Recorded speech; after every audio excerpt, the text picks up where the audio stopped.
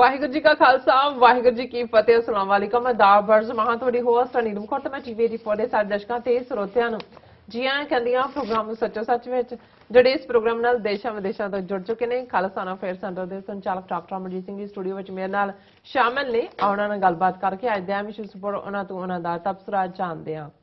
ਜੀ ਰਾਜ ਸਾਹਿਬ ਵਾਹਿਗੁਰੂ ਜੀ ਕਾ ਖਾਲਸਾ ਵਾਹਿਗੁਰੂ ਜੀ ਕੀ ਫਤਿਹ हाँ जी नीलम कौर जी ਤੁਹਾਨੂੰ ਵੀ ਤੇ ਦੁਨੀਆ ਭਰ ਚ ਬੈਠੇ ਸਾਡੇ ਬਹੁਤ ਹੀ ਪਿਆਰੇ ਸੋਹਣੇ ਸਿਆਣੇ ਟੀਵੀ 84 ਦੇ ਵਿਊਅਰਸ ਨੂੰ ਵੀ ਵਾਹਿਗੁਰੂ ਜੀ ਕਾ ਖਾਲਸਾ ਵਾਹਿਗੁਰੂ ਜੀ ਕੀ ਫਤਿਹ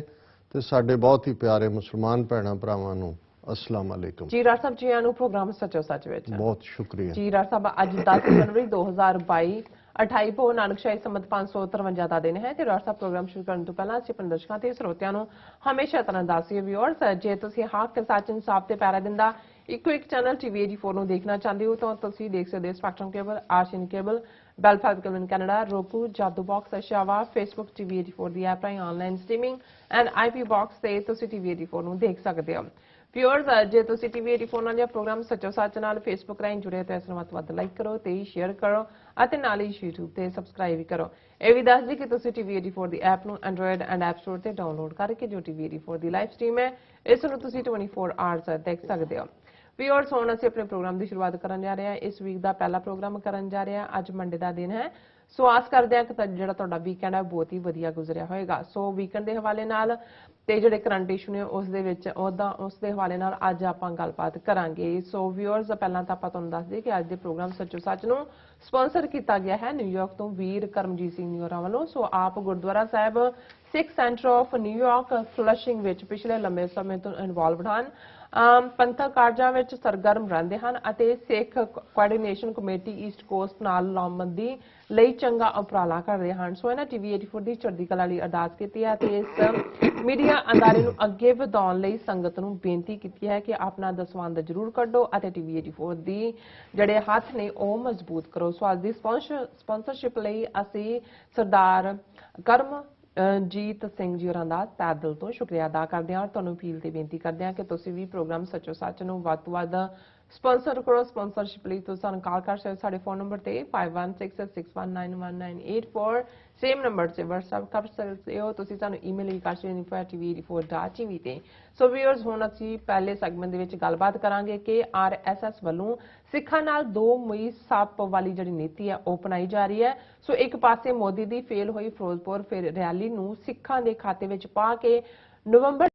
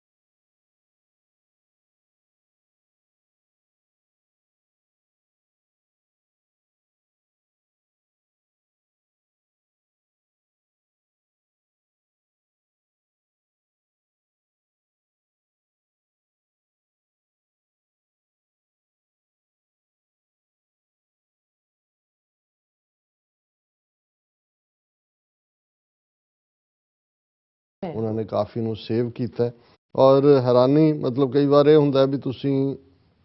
ਇੱਕ ਥਾਂ ਤੋਂ ਨਿਕਲਦੇ ਹੋ ਕਿ ਤੁਸੀਂ ਇੱਕ ਚੰਗੇ ਜੀਵਨ ਦੀ ਭਾਲ 'ਚ ਕਿਤੇ ਆਪਣਾ ਜਿਹਨੂੰ ਗੋਇੰਗ ਫਾਰ ਦਾ ਗ੍ਰੀਨ ਪੈਸਚਰ ਕਹਿੰਦੇ ਨੇ। ਔਰ ਮੈਂ ਇਹ ਦੇਖ ਰਿਹਾ ਸੀ ਕਿ ਵੀ ਇਹ ਜਿਹੜੇ ਜਿਸ ਨੇਬਰਹੁੱਡ ਦੇ ਵਿੱਚ ਇਹ ਵਾਕਿਆ ਹੋਇਆ ਫਾਇਰ ਵਾਲਾ, ਇਹ ਬੜੇ ਗਰੀਬ ਮੁਲਕ ਹੈ, ਛੋਟਾ ਜਿਹਾ ਗੈਂਬੀਆ। ਉੱਥੋਂ ਆਏ ਜ਼ਿਆਦਾ ਮੁਸਲਮਾਨ ਜਿਹੜੇ ਨੇ ਉਸ ਦੇ ਵਿੱਚ ਰਹਿੰਦੇ ਸੀ ਔਰ ਉਹਨਾਂ ਵਿਚਾਰਿਆਂ ਦੇ ਲਈ ਔਰ ਉਹਨਾਂ ਨੇ ਇੰਨੇ ਕਿਉਂ ਇਹ ਸਾਰੇ ਇੱਕ ਦੂਜੇ ਨਾਲ ਕਨੈਕਟਡ ਨੇ ਔਰ ਈਵਨ ਉਹਨਾਂ ਦੀ ਕੰਟਰੀ ਸਿਰਫ 2 ਮਿਲੀਅਨ ਦੀ ਆਬਾਦੀ ਦਾ ਮੁਲਕ ਹੈ। ਔਰ ਇਹੀ ਨਹੀਂ ਕਿ ਇਕੱਲੀਆਂ ਇੰਨੀਆਂ 19 ਡੈਥਸ ਹੋਈਆਂ ਨੇ, 32 ਦੇ ਕਰੀਬ ਜਿਹੜੇ ਨੇ ਉਹ ਕਾਫੀ ਸੀਰੀਅਸ ਜਿਹੜੇ ਨੇ 63 ਲੋਕਾਂ ਨੇ ਇੰਜਰੀ ਸਫਰ ਕੀਤੀਆਂ ਤੇ 32 ਜਿਹੜੇ ਨੇ ਉਹ ਉਹਨਾਂ 'ਚ ਜਿਹੜੇ ਕ੍ਰਿਟੀਕਲ ਕੰਡੀਸ਼ਨ ਕਿਹਾ ਜਾ ਰਿਹਾ ਉਹ ਨੇ ਉਹਨਾਂ ਦੇ ਵਿੱਚ। ਔਰ ਇਹ ਜਿਹੜਾ ਬ੍ਰੌਂਕਸ ਦਾ ਨੇਬਰਹੁੱਡ ਹੈ ਇਹ ਉਹਨਾਂ ਦਾ ਹੀ ਕਹਿਣਾ ਹੈ ਕਿ ਵੀ ਇਹ Bronx where the fire occurred is home to a large Muslim immigrant population and those affected by blaze are believed to have originally come to US from Gambia। ਇਹ ਛੋਟਾ ਜਿਹਾ 2 ਮਿਲੀਅਨ ਦਾ ਮੁਲਕ ਹੈ ਔਰ ਸਾਰੇ ਈਵਨ ਗੈਂਬੀਆ ਦੇ ਵਿੱਚ ਹੀ ਇੱਕ ਸੋਗ ਦੀ ਲਹਿਰ ਹੈ। ਔਰ ਅਸੀਂ ਸਮਝਦੇ ਹਾਂ ਵੀ ਇੱਥੇ ਆ ਕੇ ਹੁਣ ਜਦੋਂ ਅਸੀਂ ਈਵਨ ਖਬਰਾਂ ਦੇਖ ਰਹੇ ਹਾਂ ਕੋਵਿਡ-19 ਦੇ ਹਵਾਲੇ ਨਾਲ ਵੀ ਉਹਦਾ ਵੇਰੀਐਂਟ ਜਿਹੜਾ ਹੈ ਕਿ ਈਵਨ ਡੈਥਸ ਦੀਆਂ ਵੀ ਖਬਰਾਂ ਨੇ ਤੇਜ਼ੀ ਨਾਲ ਸਪਰੈਡ ਹੋ ਰਿਹਾ ਔਰ ਹਰ ਪਾਸੇ ਕੌਸ਼ਨ ਦੀ ਲਾਈਨ ਦਿੱਤੀ ਜਾ ਰਹੀ ਹੈ ਕਿ ਭਾਈ ਇਹਨੂੰ ਈਜ਼ੀਲੀ ਨਾ ਲਓ। ਔਰ ਜਿਨ੍ਹਾਂ ਦੇ ਲੱਗੇ ਵੀ ਹੋਏ ਨੇ ਸ਼ਾਰਟ ਬੂਸਟਰ ਵੀ ਲੱਗੇ ਹੋਏ ਨੇ ਉਹਨਾਂ ਨੂੰ ਵੀ ਹੋ ਰਿਹਾ। ਸੋ ਇਹ ਸਾਰਾ ਜਦੋਂ ਇਸ ਕਿਸਮ ਦੀ ਕੋਈ ਟ੍ਰੈਜਡੀ ਵਾਪਰਦੀ ਹੈ ਇੱਕਦਮ ਸਾਨੂੰ ਇਸ ਗੱਲ ਦਾ ਧਿਆਨ ਵੀ ਰਹਿਣਾ ਚਾਹੀਦਾ ਹੈ ਕਿ ਭਾਈ ਅਲਟੀਮੇਟਲੀ ਸਾਨੂੰ ਜੇ ਜ਼ਿੰਦਗੀ ਮਿਲੀ ਹੈ ਜ਼ਿੰਦਗੀ ਦੇ ਵਿੱਚ ਚੰਗੇ ਕੰਮ ਕਰੀਏ, ਖਲਕਤ ਦੇ ਭਲੇ ਦੇ ਲਈ ਸਾਡੀ ਜ਼ਿੰਦਗੀ ਸਮਰਪਿਤ ਹੋਏ ਕਿਉਂਕਿ ਕੋਈ ਪਤਾ ਨਹੀਂ ਹੈ ਵੀ ਕਿੱਥੇ ਕਿਵੇਂ ਕਿਸ ਦਾ ਅੰਤ ਹੋਣਾ ਹੈ। ਹੁਣ ਇੱਥੇ ਵੀ ਸੁੱਤੇ ਪਏ ਜਿਹੜੇ ਨੇ ਉਹ ਅੱਗ ਦੇ ਹਵਾਲੇ ਹੋ ਗਏ, ਉੱਥੇ ਅਸੀਂ ਮਰੀ ਦੇ ਹਵਾਲੇ ਨਾਲ ਦੇਖਦੇ ਹਾਂ ਕਿ ਭਾਈ ਆਪਣੇ ਬੱਚਿਆਂ ਦੇ ਨਾਲ ਇੱਕ ਚੰਗਾ ਵਕਤ ਗੁਜ਼ਾਰਨ ਦੇ ਲਈ ਕਿ ਹਿਲ ਸਟੇਸ਼ਨ ਤੇ ਜਾ ਰਹੇ ਹਾਂ ਉਹਨਾਂ 'ਚ ਹੀ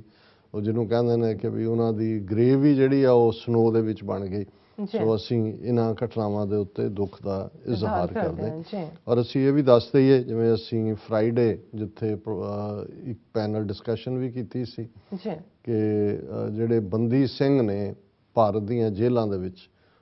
ਉਹਨਾਂ ਦੇ ਵਿੱਚ ਆਲਮੋਸਟ 9 ਐਸੇ ਨੇ ਸਿਆਸੀ ਸਿੱਖ ਕੈਦੀ ਜਿਨ੍ਹਾਂ ਦੀ 20 ਸਾਲ ਤੋਂ ਜ਼ਿਆਦਾ ਉਹਨਾਂ ਨੇ ਕੈਦ ਕੱਟ ਲਈ ਹੋਈ ਹੈ। ਇੱਕ ਤਾਂ 25 ਜਾਂ 30 ਸਾਲ ਉਹਨਾਂ ਦੇ ਦਰਸ਼ਕ ਦੇਖ ਸਕਦੇ ਨੇ ਸਕਰੀਨ ਦੇ ਉੱਤੇ ਵੀ ਔਰ ਉਹਨਾਂ ਦੀ ਰਿਹਾਈ ਵੀ ਔਰ ਜਿਨ੍ਹਾਂ ਨੇ ਆਪਣੀਆਂ ਸਜ਼ਾਵਾਂ ਪੂਰੀਆਂ ਕਰ ਲਈਆਂ ਉਹਨਾਂ ਦੀ ਰਿਹਾਈ ਦੇ ਲਈ ਇੱਕ ਜਿਹੜਾ ਬੰਦੀ ਸਿੰਘ ਰਿਹਾਈ ਮਾਰਚ ਗੁਰਦੁਆਰਾ ਜੋਤੀ ਸਰੂਪ ਫਤਿਹਗੜ੍ਹ ਸਾਹਿਬ ਤੋਂ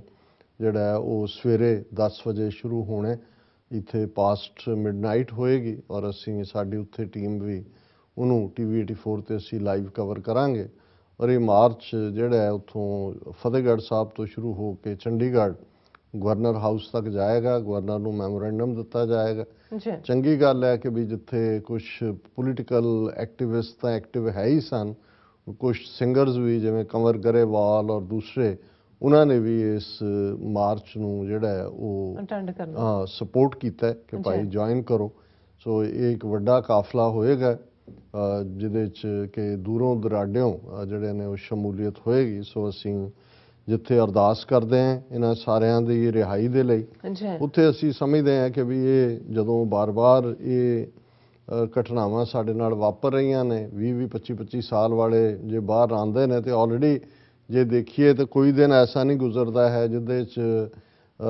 8-10 ਸਿੰਘਾਂ ਨੂੰ ਝੂਠੇ ਕੇਸਾਂ ਦੇ ਵਿੱਚ ਨਾ ਫੜਿਆ ਜਾਂਦਾ ਹੋਏ ਔਰ ਕੋਈ ਨਾ ਕੋਈ ਖਬਰ ਪਲਾਂਟ ਕੀਤੀ ਹੁੰਦੀ ਹੈ ਕਿ ਫਲਾਂ ਥਾਂ ਤੋਂ ਚੁੱਕੇ ਫਲਾਂ ਥਾਂ ਧਮਾਕਾ ਕਰਨਾ ਸੀ, ਫਲਾਂ ਥਾਂ ਕਰ ਦਿੱਤਾ। ਸੋ ਇਹ ਪਰਸੀਕਿਊਸ਼ਨ ਦਾ ਦੌਰ ਹੈ ਔਰ ਇਹ ਠੀਕ ਹੈ। ਅਸੀਂ ਹਮੇਸ਼ਾ ਹੀ ਜਿਹੜਾ ਕੋਈ ਆਬਜੈਕਟਿਵ ਕੰਮ ਹੁੰਦਾ ਹੈ ਉਸ ਦੇ ਲਈ ਆਪਣੀ ਹਮਾਇਤ ਦਿੰਦੇ ਪਰ ਇਹ ਸਾਰੀਆਂ ਗੁਲਾਮੀ ਦੀਆਂ ਅਲਾਮਤਾਂ ਨੇ ਔਰ ਇਲਾਜ ਜਿਹੜਾ ਹੈ ਉਹ ਆਜ਼ਾਦੀ ਖਾਲਿਸਤਾਨ ਦੀ ਦੇ ਨਾਲ ਹੀ ਜੁੜਿਆ ਹੋਇਆ। ਹੁਣ ਅਸੀਂ ਆਪਣੇ ਟੌਪਿਕ ਵੱਲ ਆਉਂਦੇ ਔਰ ਮੈਨੂੰ ਇਸ ਟੌਪਿਕ ਦੀ ਗੱਲ ਕਰਨ ਤੋਂ ਪਹਿਲਾਂ ਇੱਕ ਕਹਾਣੀ ਜਿਹੜੀ ਹਿਸਟੋਰੀਕਲ ਹੈ ਔਰ ਕਹਾਣੀ ਦਾ ਸੰਬੰਧ ਵੀ ਇਹਨਾਂ ਹਿੰਦੂ ਤਵੀਆਂ ਦੇ ਪਿਤਾਮਾ ਚਾਣਕਿਆ ਦੇ ਨਾਲ ਹੈ ਕਿਉਂਕਿ ਚਾਣਕਿਆ ਜਿਹਨੇ ਕੂਟਨੀਤੀ ਸ਼ਾਸਤਰ ਲਿਖਿਆ ਜਦੋਂ ਅਜੇ 15ਵੀਂ ਸਦੀ ਦੇ ਵਿੱਚ ਮੈਕੀਆਵੈਲੀ ਪੈਦਾ ਵੀ ਨਹੀਂ ਸੀ ਹੋਇਆ, ਤੇ ਇਹ ਚਾਣਕਿਆ ਜਿਹਨੇ ਭਾਰਤ ਚੋਂ ਕਿਵੇਂ ਜਿਹੜਾ ਇਹ ਵਾਪਸ ਬ੍ਰਾਹਮਣਵਾਦ ਨੂੰ ਜਿਹੜਾ ਉਹ ਲਿਆਂਦਾ, ਔਰ ਉਸ ਦੀ ਖਾਸ ਤੌਰ ਤੇ ਜਿਹੜੀਆਂ ਉਸ ਦੀਆਂ ਖੇਡਾਂ ਨੇ ਕਿ ਕਿਵੇਂ ਆਪਣੇ ਵੈਰੀ ਨੂੰ ਚਿੱਤ ਕਰਨ ਦੇ ਲਈ ਕੀ ਤੌਰ ਤਰੀਕੇ ਔਰ ਕਿਸ ਹੱਦ ਤੱਕ ਜਾ ਕੇ ਤੁਸੀਂ ਗਿਰ ਜਾਓ, ਲੇਕਿਨ ਤੁਹਾਨੂੰ ਇਹ ਹੋਏ ਕਿ ਵੀ ਤੁਸੀਂ ਵੈਰੀ ਦਾ ਨਾਸ਼ ਕਰਨਾ ਹੈ। ਔਰ ਉਹਦੇ ਲਈ ਜਿਵੇਂ ਅਕਸਰ ਅਸੀਂ ਸਾਮ ਦਾਮ ਦੰਡ ਭੇਦ ਉਹਦੇ 4 ਹਥਿਆਰਾਂ ਦਾ ਜ਼ਿਕਰ ਕਰਦੇ, ਪਰ ਇਹ ਜਿਹੜੀ ਘਟਨਾ ਦਾ ਜ਼ਿਕਰ ਮਿਲਦਾ ਹੈ ਇਹ ਚਾਣਕਿਆ ਉਸ ਯੂਨੀਵਰਸਿਟੀ ਦੇ ਵਿੱਚ ਵੀ ਤਕਸ਼ਿਲਾ, ਕਿਉਂਕਿ ਬੁੱਧ ਈਰਾ ਦੀਆਂ 2 ਵੱਡੀਆਂ ਯੂਨੀਵਰਸਿਟੀਜ਼ ਨਾਲੰਦਾ ਔਰ ਤਕਸ਼ਿਲਾ ਸੀ। ਨਾਲੰਦਾ ਬਿਹਾਰ ਦੇ ਵਿੱਚ ਹੈ ਅੱਜ, ਔਰ ਤਕਸ਼ਿਲਾ ਰਾਵਲਪਿੰਡੀ ਦੇ ਨੇੜੇ ਤੇੜੇ ਦਾ ਜਿਹੜਾ ਏਰੀਆ ਹੈ ਉਸ ਦੇ ਵਿੱਚ ਸੀ। ਅਜੇ ਵੀ ਉਸ ਦੇ ਕੁਝ ਜਿਹੜੇ ਫਾਸਿਲ ਜਾਂ ਕੁਝ ਜਿਹੜੀਆਂ ਉਹਨਾਂ ਦੀਆਂ ਯਾਦ ਦਹਾਨੀਆਂ ਕਰਵਾਉਂਦੀਆਂ ਚੀਜ਼ਾਂ ਨੇ ਉੱਥੇ ਨੇ, ਔਰ ਉੱਥੇ ਇਹ ਪੜ੍ਹਾਉਂਦਾ ਵੀ ਸੀ ਔਰ ਬੜਾ ਸ਼ਰੂੜ ਬ੍ਰਾਹਮਣ। ਔਰ ਜਿਵੇਂ ਤਕਸ਼ਿਲਾ ਦੀ ਸੈਟਿੰਗ ਵੀ ਇਸ ਕਿਸਮ ਦੀ ਹੋਏਗੀ ਜਿਹੋ ਜਿਹੀ ਬਾਅਦ ਦੇ ਵਿੱਚ ਰਵਿੰਦਰਨਾਥ ਟੈਗੋਰ ਨੇ ਜਿਹਨੇ ਸ਼ਾਂਤੀ ਨਿਕੇਤਨ ਬਣਾਇਆ, ਵੀ ਖੁੱਲ੍ਹੇ ਦਰਖਤਾਂ ਦੇ ਥੱਲੇ, ਅਸਮਾਨ ਦੇ ਥੱਲੇ, ਕੋਈ ਸਕੂਲਿੰਗ ਉਸ ਕਿਸਮ ਦੀ ਨਹੀਂ ਜਿਵੇਂ ਕਿ ਸਕੂਲਾਂ 'ਚ ਸਾਡੇ ਬੱਚੇ ਜਾਂਦੇ ਨੇ, ਖੁੱਲ੍ਹੇ ਦੇ ਵਿੱਚ ਉਸ ਕਿਸਮ ਦਾ ਕਾਨਸੈਪਟ ਸੀ। ਔਰ ਸ਼ਾਮ ਦਾ ਘੁਸਮੁਸਾ ਜਦੋਂ ਸੂਰਜ ਛੁਪ ਰਿਹਾ ਹੁੰਦਾ ਹੈ ਔਰ ਜਿਹੜਾ ਉਹ ਰਾਤ ਆ ਰਹੀ ਹੁੰਦੀ ਹੈ, ਪੂਰਾ ਚਾਨਣ ਨਹੀਂ ਹੁੰਦਾ, ਤੇ ਚਾਣਕਿਆ ਜਿਹੜਾ ਆਪਣੇ ਸਟੂਡੈਂਟਸ ਦੇ ਗਰੁੱਪ ਦੇ ਨਾਲ ਵਾਕ ਕਰ ਰਿਹਾ ਇੱਕ ਪਾਰਟ ਤੋਂ ਦੂਜੇ ਪਾਸੇ ਵੱਲ, ਔਰ ਅਚਾਨਕ ਜਿਹੜਾ ਹੈ ਉਸ ਦੀ ਜਿਹੜੀ ਧੋਤੀ ਹੈ, ਇੱਕ ਜ਼ਮੀਨ ਦੇ ਵਿੱਚੋਂ ਖੁੰਘ ਨਿਕਲਿਆ ਹੋਇਆ ਦਰਖਤ ਦਾ ਕਿਸੇ ਦਾ, ਉਸ ਦੇ ਨਾਲ ਉਹ ਫਸਦੀ ਹੈ ਧੋਤੀ, ਤੇ ਉਹ ਜਾ ਕੇ ਮੂੰਹ ਤੇ ਹੋ ਕੇ ਡਿੱਗਦਾ ਹੈ ਔਰ ਉਸ 'ਤੇ ਖੂਨ ਵੀ ਵਗਣ ਲੱਗ ਜਾਂਦਾ ਹੈ। ਧੋਤੀ ਵਿੱਚ ਫਸੀ ਹੈ, ਉਹ ਸਟੂਡੈਂਟ ਇੱਕਦਮ ਉਹਨੂੰ ਕੱਢਦੇ ਨੇ ਬਾਹਰ, ਔਰ ਦੂਸਰੇ ਔਰ ਇੱਕਦਮ ਕਿਸੇ ਨੇ ਕਿਹਾ ਵੀ ਲਿਆਓ ਇਹਨੂੰ ਕੱਟੋ ਇਸ ਨੂੰ, ਇਹਨੇ ਤੇ ਚਾਣਕਿਆ ਨੇ ਉਹਨਾਂ ਨੂੰ ਰੋਕ ਦਿੱਤਾ ਤੇ ਉਹਨਾਂ ਨੂੰ ਕਿਹਾ ਵੀ ਨਹੀਂ ਪਾਣੀ ਲਿਆਓ, ਔਰ ਉਹਨੇ ਕਿਹਾ ਵੀ ਇਹਨੂੰ ਪਾਣੀ ਪਾਓ। ਔਰ ਉਹਨਾਂ 'ਚ ਸਟੂਡੈਂਟਸ ਨੇ ਸਮਝਿਆ ਦੇਖੋ ਸਾਨੂੰ ਕਿੰਨਾ ਦਿਆਲੁਤਾ ਦਾ, ਕਾਈਂਡਨੈਸ ਦਾ ਸਬਕ ਦਿੱਤਾ ਹੈ ਸਾਡੇ ਆਚਾਰੀਆ ਨੇ ਕਿ ਵੀ ਜਿਹੜਾ ਤੁਹਾਡੇ ਨਾਲ ਬੁਰਾ ਵੀ ਕਰੇ ਉਹਨੂੰ ਤੁਸੀਂ ਉਹਦੇ ਨਾਲ ਚੰਗਾ ਕਰੋ। ਫਿਰ ਅਗਲਾ ਦਿਨ ਆਇਆ, ਚਾਣਕਿਆ ਉੱਥੋਂ ਹੀ ਗੁਜ਼ਰਨ ਤੋਂ ਪਹਿਲਾਂ ਉਹਨੇ ਉਹਨਾਂ ਸਟੂਡੈਂਟਸ ਤੋਂ ਉਹਨਾਂ ਨੂੰ ਉਸ ਖੁੰਘ ਵਾਲੇ ਥਾਂ ਨੂੰ ਪਾਣੀ ਉਹਦੇ 'ਚ ਜ਼ਮੀਨ ਨੂੰ ਦਿੱਤਾ। 3-4 ਦਿਨ ਪਾਣੀ ਦੇਣ ਤੋਂ ਬਾਅਦ ਚਾਣਕਿਆ ਨੇ ਕਿਹਾ ਵੀ ਹੁਣ ਇਹਨੂੰ ਕੱਟ ਦਿਓ, ਔਰ ਉਹਨਾਂ ਨੇ ਮਾਰਿਆ, ਸਹਿਜੇ ਹੀ ਉਹ ਨਿਕਲ ਗਏ। ਸੋ ਹੁਣ ਇਹ ਜਿਹੜੀ ਕਹਾਣੀ ਹੈ ਵੀ ਜਦੋਂ ਤੁਸੀਂ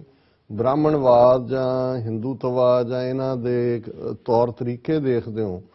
ਤੇ ਬਹੁਤ ਵਾਰ ਅਸੀਂ ਜਿਹੜੇ ਜਜ਼ਬਾਤੀ ਕਿਸਮ ਦੇ ਲੋਕ ਹੈ ਜਾਂ ਅਸੀਂ ਜਜ਼ਬਾਤੀ ਕੌਮ ਹੈ, ਅਸੀਂ ਤਾਂ ਜਿਹੜਾ ਇੱਟ ਦਾ ਜਵਾਬ ਪੱਥਰ ਨਾਲ ਦੇਣ 'ਚ ਯਕੀਨ ਰੱਖਦੇ ਕਿ ਵੀ ਜੇ ਅਜੇ ਇੱਟ ਸਿਰ ਦੇ ਕੋਲੋਂ ਦੀ ਲੰਘ ਹੀ ਰਹੀ ਹੁੰਦੀ ਹੈ ਤਾਂ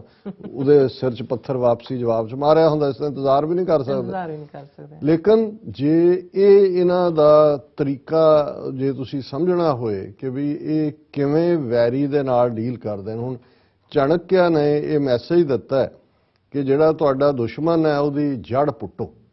ਵੀ ਕੱਲਾ ਉਸ ਨੂੰ ਮੌਕੇ ਤੇ ਸਜ਼ਾ ਦੇਣਾ ਜਾਂ ਉਹਦਾ ਸਿਰ ਕਲਮ ਕਰ ਦੇਣਾ ਉਹਦੇ ਨਾਲ ਉਹ ਸ਼ਰਾਰਤ ਨਹੀਂ ਮੁੱਕੇਗੀ, ਉਸ ਦੀ ਜੜ ਕੱਢੋ, ਉੱਥੋਂ ਤੱਕ ਜਾਓ ਵੀ ਆ ਕਿੱਥੋਂ ਰਿਹਾ। ਔਰ ਇਸੇ ਨੀਤੀ ਦੇ ਤਹਿਤ ਫਿਰ ਅਸੀਂ ਦੇਖਦੇ ਹਾਂ ਕਿ ਭਾਰਤ ਚੋਂ ਬੁੱਧ ਧਰਮ ਦਾ ਸਫਾਇਆ, ਜਿਵੇਂ ਸ਼ੰਕਰਾ ਦੇ ਜ਼ਮਾਨੇ 'ਚ ਜਿਹਨੂੰ ਇਹ ਆਚਾਰੀਆ ਕਹਿੰਦੇ ਨੇ, ਸ਼ੰਕਰਾ ਆਚਾਰੀਆ। ਔਰ ਅੱਜ ਹੀ ਮੈਂ ਮੱਧ ਪ੍ਰਦੇਸ਼ ਦਾ ਦੇਖ ਰਿਹਾ ਸੀ ਕਿ ਵੀ ਜਿੱਥੇ ਇੰਨੀ ਅਨਇੰਪਲੋਇਮੈਂਟ ਹੈ, ਲੋਕ ਭੁੱਖੇ ਮਰ ਰਹੇ ਨੇ, 200 ਕਰੋੜ ਦਾ ਬਜਟ ਸ਼ਿਵਰਾਜ ਸਿੰਘ ਚੌਹਾਨ ਨੇ ਰੱਖਿਆ ਕਿ ਸ਼ੰਕਰਾਚਾਰੀਆ ਦੀ ਪਤਾ ਨਹੀਂ ਕਿੰਨੇ 100 ਫੁੱਟ ਉੱਚੀ ਮੂਰਤੀ ਕਿਹੜੇ ਕੰਪਲੈਕਸ ਦੇ ਵਿੱਚ ਬਣਾਉਣੀ ਹੈ, ਉਹਦਾ ਕੋਈ ਮਿਊਜ਼ੀਅਮ ਵੀ ਬਣਾਉਣਾ ਹੈ। ਹੁਣ ਕਿਉਂਕਿ ਇਹ ਰਿਵਾਈਵਲ ਹੈ ਜਿਵੇਂ ਲਗਭਗ 1000 ਸਾਲ ਬੁੱਧ ਧਰਮ ਨੇ ਡੋਮੀਨੇਟ ਕੀਤਾ ਹੈ ਉਸ ਖਿੱਤੇ ਦੇ ਉੱਤੇ, ਔਰ ਕਿਉਂਕਿ ਬੁੱਧ ਦਾ ਜਿਹੜਾ ਬੇਸਿਕ ਮੈਸੇਜ ਸੀ ਉਹ ਕੰਪੈਸ਼ਨ ਦਾ ਸੀ, ਰਹਿਮ ਦਾ ਸੀ, ਦਇਆ ਦਾ ਸੀ। ਬ੍ਰਾਹਮਣਵਾਦ ਦਾ ਥੱਲਾ ਜ਼ਰੂਰ ਲੱਗਾ, ਪਰ ਉਹਨਾਂ ਨੇ ਇਹ ਤਾਂ ਨਹੀਂ ਸੀ ਕਿ ਵੀ ਬ੍ਰਾਹਮਣ ਚੁਣ ਕੇ ਮਾਰੇ ਜਾਂ ਉਹਨਾਂ ਨੂੰ ਜਿਹੜਾ ਉਹ ਬਿਲਕੁਲ ਹੀ ਆਊਟ ਆਫ ਪਾਵਰ ਕੀਤਾ। ਜਿਨ੍ਹਾਂ ਦੇ ਵਿੱਚ ਯੋਗਤਾ ਸੀ, ਐਬਿਲਿਟੀ ਸੀ, ਬੁੱਧਿਸਟ ਰਾਜਿਆਂ ਨੇ ਕਨਿਸ਼ਕਾ ਤੋਂ ਲੈ ਕੇ ਅਸ਼ੋਕਾ ਤੱਕ ਔਰ ਬਾਅਦ ਦੇ ਵਿੱਚ ਵੀ ਉਹਨਾਂ ਨੂੰ ਐਕਮੋਡੇਟ ਕੀਤਾ। ਲੇਕਿਨ ਬ੍ਰਾਹਮਣਵਾਦ ਨੇ ਕਦੇ ਵੀ, ਕਿਉਂਕਿ ਬੁੱਧ ਨੇ ਤਾਂ ਜਦੋਂ ਆਪਣਾ ਪਹਿਲਾ ਮੈਸੇਜ ਹੀ ਜਦੋਂ ਉਹਨੂੰ ਗਿਆਨ ਹੁੰਦਾ ਉਸ ਵਟ ਵ੍ਰਿਕਸ਼ ਦੇ ਥੱਲੇ, ਬੈਨੀਅਨ ਟਰੀ ਦੇ ਥੱਲੇ, ਤੇ ਉਹਨੇ ਆਪਣਾ ਪਹਿਲਾ ਮੈਸੇਜ ਬਨਾਰਸ ਤੋਂ ਕੁਛ ਮੀਲ ਬਾਹਰ ਸਾਰਨਾਥ ਖਲੋ ਕੇ ਦਿੱਤਾ ਸੀ, ਜਿਹਦੇ 'ਚ ਉਹਦੀ ਪਹਿਲੀ ਸੀ ਕਿ ਮੈਂ ਬ੍ਰਾਹਮਣ ਕੋ ਨਹੀਂ ਮਾਨਤਾ। ਔਰ ਉਹਨੇ ਬੁੱਤ ਪ੍ਰਸਤੀ, ਬ੍ਰਾਹਮਣ, ਰਿਚੁਅਲਿਜ਼ਮ, ਇਹ ਸਾਰਾ ਇਹਨੂੰ ਸਾਰੇ ਨੂੰ ਨਗੇਟ ਕੀਤਾ ਸੀ। ਔਰ ਇਹੀ ਰੀਜ਼ਨ ਸੀ ਕਿ ਬ੍ਰਾਹਮਣ ਨੇ ਕਦੇ ਬੁੱਧ ਨੂੰ ਮਾਫ ਨਹੀਂ ਕੀਤਾ। ਔਰ ਅੱਜ ਵੀ ਹੁਣ ਜਦੋਂ ਇਹਨਾਂ ਦੀ ਰਿਵਾਈਵਲ ਹੈ ਤਾਂ ਤੁਸੀਂ ਦੇਖੋ ਵੀ ਕੱਲਾ ਰਾਮ ਜਾਂ ਕ੍ਰਿਸ਼ਨ ਜਾਂ ਦੂਜੇ ਜਿਹੜੇ ਪੁਰਾਣਾ ਰਾਹੀਂ ਜਿਹੜਾ ਇਹਨਾਂ ਨੇ ਵਿਸ਼ਨੂੰ ਦੇ ਅਵਤਾਰ ਗੋਡ ਸਥਾਪਿਤ ਕੀਤੇ, ਆਮ ਜਿਹੜੇ ਕਾਮਨ ਲੋਕ ਨੇ ਉਹਨਾਂ ਨੂੰ, ਜਿਹੜੇ ਮੈਜੋਰਿਟੀ ਕੋਈ ਬਹੁਤਾ ਇੰਟੈਲੈਕਟ ਨਹੀਂ ਰੱਖਦੇ, ਉਹਨਾਂ ਨੂੰ ਤਾਂ ਭਗਤੀ ਮਾਰਗ ਦੇ ਨਾਂ ਥੱਲੇ ਕੋਈ ਰਾਮ ਕ੍ਰਿਸ਼ਨ, ਅਵਤਾਰਵਾਦ, ਮੰਦਰ, ਬੁੱਤ ਪ੍ਰਸਤੀ, ਉਸ ਪੂਜਾ 'ਚ ਲਾਇਆ ਹੋਇਆ। ਪਰ ਜਿਹੜੇ ਇੰਟੈਲੈਕਟ ਰੱਖਦੇ ਨੇ ਜਾਂ ਜਿਨ੍ਹਾਂ ਨੇ, ਜਿਵੇਂ ਇਹਨਾਂ ਦੀ ਵਿਦਾਂਤ ਦੀ ਫਿਲਾਸਫੀ ਸੀ, ਸ਼ਾਸਤਰਾਂ ਦੀ ਫਿਲਾਸਫੀ ਸੀ, ਜਿਹਦੇ 'ਚ ਜ਼ਾਹਰ ਹੈ ਇੰਟੈਲੈਕਟ ਹੈ, ਉਹਦੇ 'ਚ ਸ਼ੰਕਰਾਂ ਨੇ ਅਦਵੈਤਵਾਦ ਦਾ ਮੈਸੇਜ ਦਿੱਤਾ, ਇੰਟੈਲੈਕਟ ਦਾ ਮੈਸੇਜ ਸੀ। ਸੋ ਇਹ ਇੱਕ ਪਾਸੇ ਕਾਮਨ ਲੋਕਾਂ ਨੂੰ ਤਾਂ ਉਸੇ 'ਚ ਲਾਇਆ ਹੋਇਆ ਕਿ ਅਯੁੱਧਿਆ ਦਾ ਮੰਦਰ ਬਣਾਤਾ। ਹੁਣ ਮਥੁਰਾ 'ਚ ਕਹਿੰਦੇ ਨੇ ਕਿ ਜੀ ਮੰਦਰ ਅਸੀਂ ਭਵਯ ਮੰਦਰ ਬਣਾਉਣਾ ਹੈ, ਔਰ ਯੋਗੀ ਆਦਿੱਤਿਆਨਾਥ ਨੂੰ ਕਹਿ ਰਹੇ ਨੇ ਤੂੰ ਇਲੈਕਸ਼ਨ ਹੀ ਇੱਥੋਂ ਲੜ, ਕਿ ਮਥੁਰਾ ਤੋਂ ਜਿਹੜਾ ਉਹ ਕਰਨ ਦਾ। ਹੁਣ ਇਸ ਸਾਰੇ ਦੇ ਚੱਲਦੇ ਆ, ਪਰ ਅਲਟੀਮੇਟਲੀ ਜਿਹੜੀ ਸ਼ੰਕਰਾ ਦੀ ਲਾਈਨ ਹੈ, ਜਿਹਨੂੰ ਜਿਸ ਲੈਵਲ ਦੇ ਉੱਤੇ ਉਹਨੂੰ ਇਹ ਪ੍ਰਮੋਟ ਵੀ ਕਰ ਰਹੇ ਨੇ, ਇਹ ਸਾਈਡ ਬਾਈ ਸਾਈਡ ਇਹਨਾਂ ਦੇ ਸਾਰੇ ਕਰੰਟ ਜਾਰੀ ਨੇ। ਔਰ ਜਿਵੇਂ ਐਡਮਿਨਿਸਟ੍ਰੇਸ਼ਨ ਮਿਲਣ ਦੇ ਨਾਲ ਇਹਨਾਂ ਨੇ ਸਾਰੇ ਪਾਸੇ ਹਿੰਦੂਤਵਾ ਦਾ ਬੋਲਬਾਲਾ ਕੀਤਾ ਹੋਇਆ। ਅਸੀਂ ਅਕਸਰ ਗੱਲ ਕਰਦੇ ਹਾਂ ਸਕੂਲਾਂ ਦੇ ਸਿਲੇਬਸ, ਕਾਲਜਿਸ ਦੇ ਸਿਲੇਬਸ, ਔਰ ਇਹ ਸਾਰਾ। ਪਰ ਮੈਂ ਮੁੜਾਂ ਵਾਪਸ ਆਪਣੇ ਜਿਹੜੀ ਗੱਲ ਕਰਕੇ ਇਸ ਕਹਾਣੀ ਤੋਂ ਮੈਂ ਆਗਾਜ਼ ਕੀਤਾ ਇਸ ਟੌਪਿਕ ਦਾ। ਹੁਣ ਲਗਭਗ 13 ਮਹੀਨੇ ਦੀ ਕਿਸਾਨ ਐਜੀਟੇਸ਼ਨ, ਮੋਦੀ ਜਿਹਨੂੰ ਕਹਿੰਦੇ ਨੇ to be on the knees, ਗੋਡਿਆਂ ਥੱਲੇ ਆਇਆ। 19 ਨਵੰਬਰ ਦਾ ਦਿਨ ਗੁਰੂ ਨਾਨਕ ਸਾਹਿਬ ਦਾ ਪ੍ਰਕਾਸ਼ ਪੁਰਬ, ਹੱਥ ਜੋੜ ਕੇ ਖੜਾ ਹੈ, ਮਾਫੀ ਵੀ ਮੰਗ ਰਿਹਾ, ਔਰ ਤਿੰਨੋਂ ਖੇਤੀ ਕਾਨੂੰਨ ਵਾਪਸ ਲੈਣ ਦਾ ਐਲਾਨ ਵੀ ਕਰਦੇ। ਔਰ ਸਾਡੇ ਭੰਗੜੇ ਪਾਉਂਦੇ ਮੁੜ ਆਉਂਦੇ ਨੇ, ਜਿੱਤ ਗਏ ਜਿੱਤ ਗਏ ਜਿੱਤ ਗਏ। ਫਿਰ ਮੋਦੀ ਨੇ ਹੁਣ ਉਹ ਕਰਨ ਤੋਂ ਬਾਅਦ ਦੂਸਰਾ ਉਹਦਾ ਗਿਮਿਕ ਜਾਂ ਉਸ ਦਾ ਜਿਹੜਾ ਦਾਅ ਸੀ ਉਹ ਸੀ ਕਿ ਵੀ ਪੰਜਾਬ 'ਚ ਜਾ ਕੇ ਉਹ ਆਪਣਾ ਆਪ ਦੱਸੇ ਕਿ ਭਾਈ ਦੇਖੋ ਕਿਵੇਂ ਸਿੱਖਾਂ ਨੂੰ ਮੈਂ ਜਿਹੜਾ ਉਹ ਸਿੱਧੇ ਕਰ ਲਿਆ ਪਿਆਰ ਦੇ ਨਾਲ। ਔਰ ਫਿਰੋਜ਼ਪੁਰ ਰੈਲੀ, ਉਹ ਕਹਾਣੀ 70,000 ਤੋਂ 1 ਲੱਖ ਕੁਰਸੀਆਂ। ਔਰ ਜਦੋਂ ਰਾਹ 'ਚ ਹੀ ਖਬਰ ਮਿਲਦੀ ਹੈ, ਜੇ ਉਤਰਦਾ ਹੀ ਹੈ ਕਿ ਭਾਈ ਉੱਥੇ ਤਾਂ ਕੁਰਸੀਆਂ ਦੇ ਉੱਤੇ ਮੀਂਹ ਬੈਠਾ, ਮੀਂਹ ਦੇ ਕਤਰੇ ਡਿੱਗ ਰਹੇ ਨੇ, ਬੰਦਾ ਤਾਂ ਕੋਈ ਨਹੀਂ ਬੈਠਾ ਉੱਥੇ। ਉਹਨੇ ਜਿਵੇਂ ਇੱਕ ਐਂਕਰ ਨੇ ਕਿਹਾ, ਜਿਹੜਾ ਸਿਆਣਾ ਐਂਕਰ ਹੈ, ਕਿ ਇਹ ਮੋਦੀ ਨੇ ਪਟ ਕਥਾ ਕਹਿੰਦੇ ਨੇ ਸਕ੍ਰਿਪਟ ਨੂੰ, ਕਿ ਜੋ ਉੱਥੇ ਹੋਇਆ ਉਹਦੀ ਪਟ ਕਥਾ ਵੀ ਖੁਦ ਲਿਖੀ,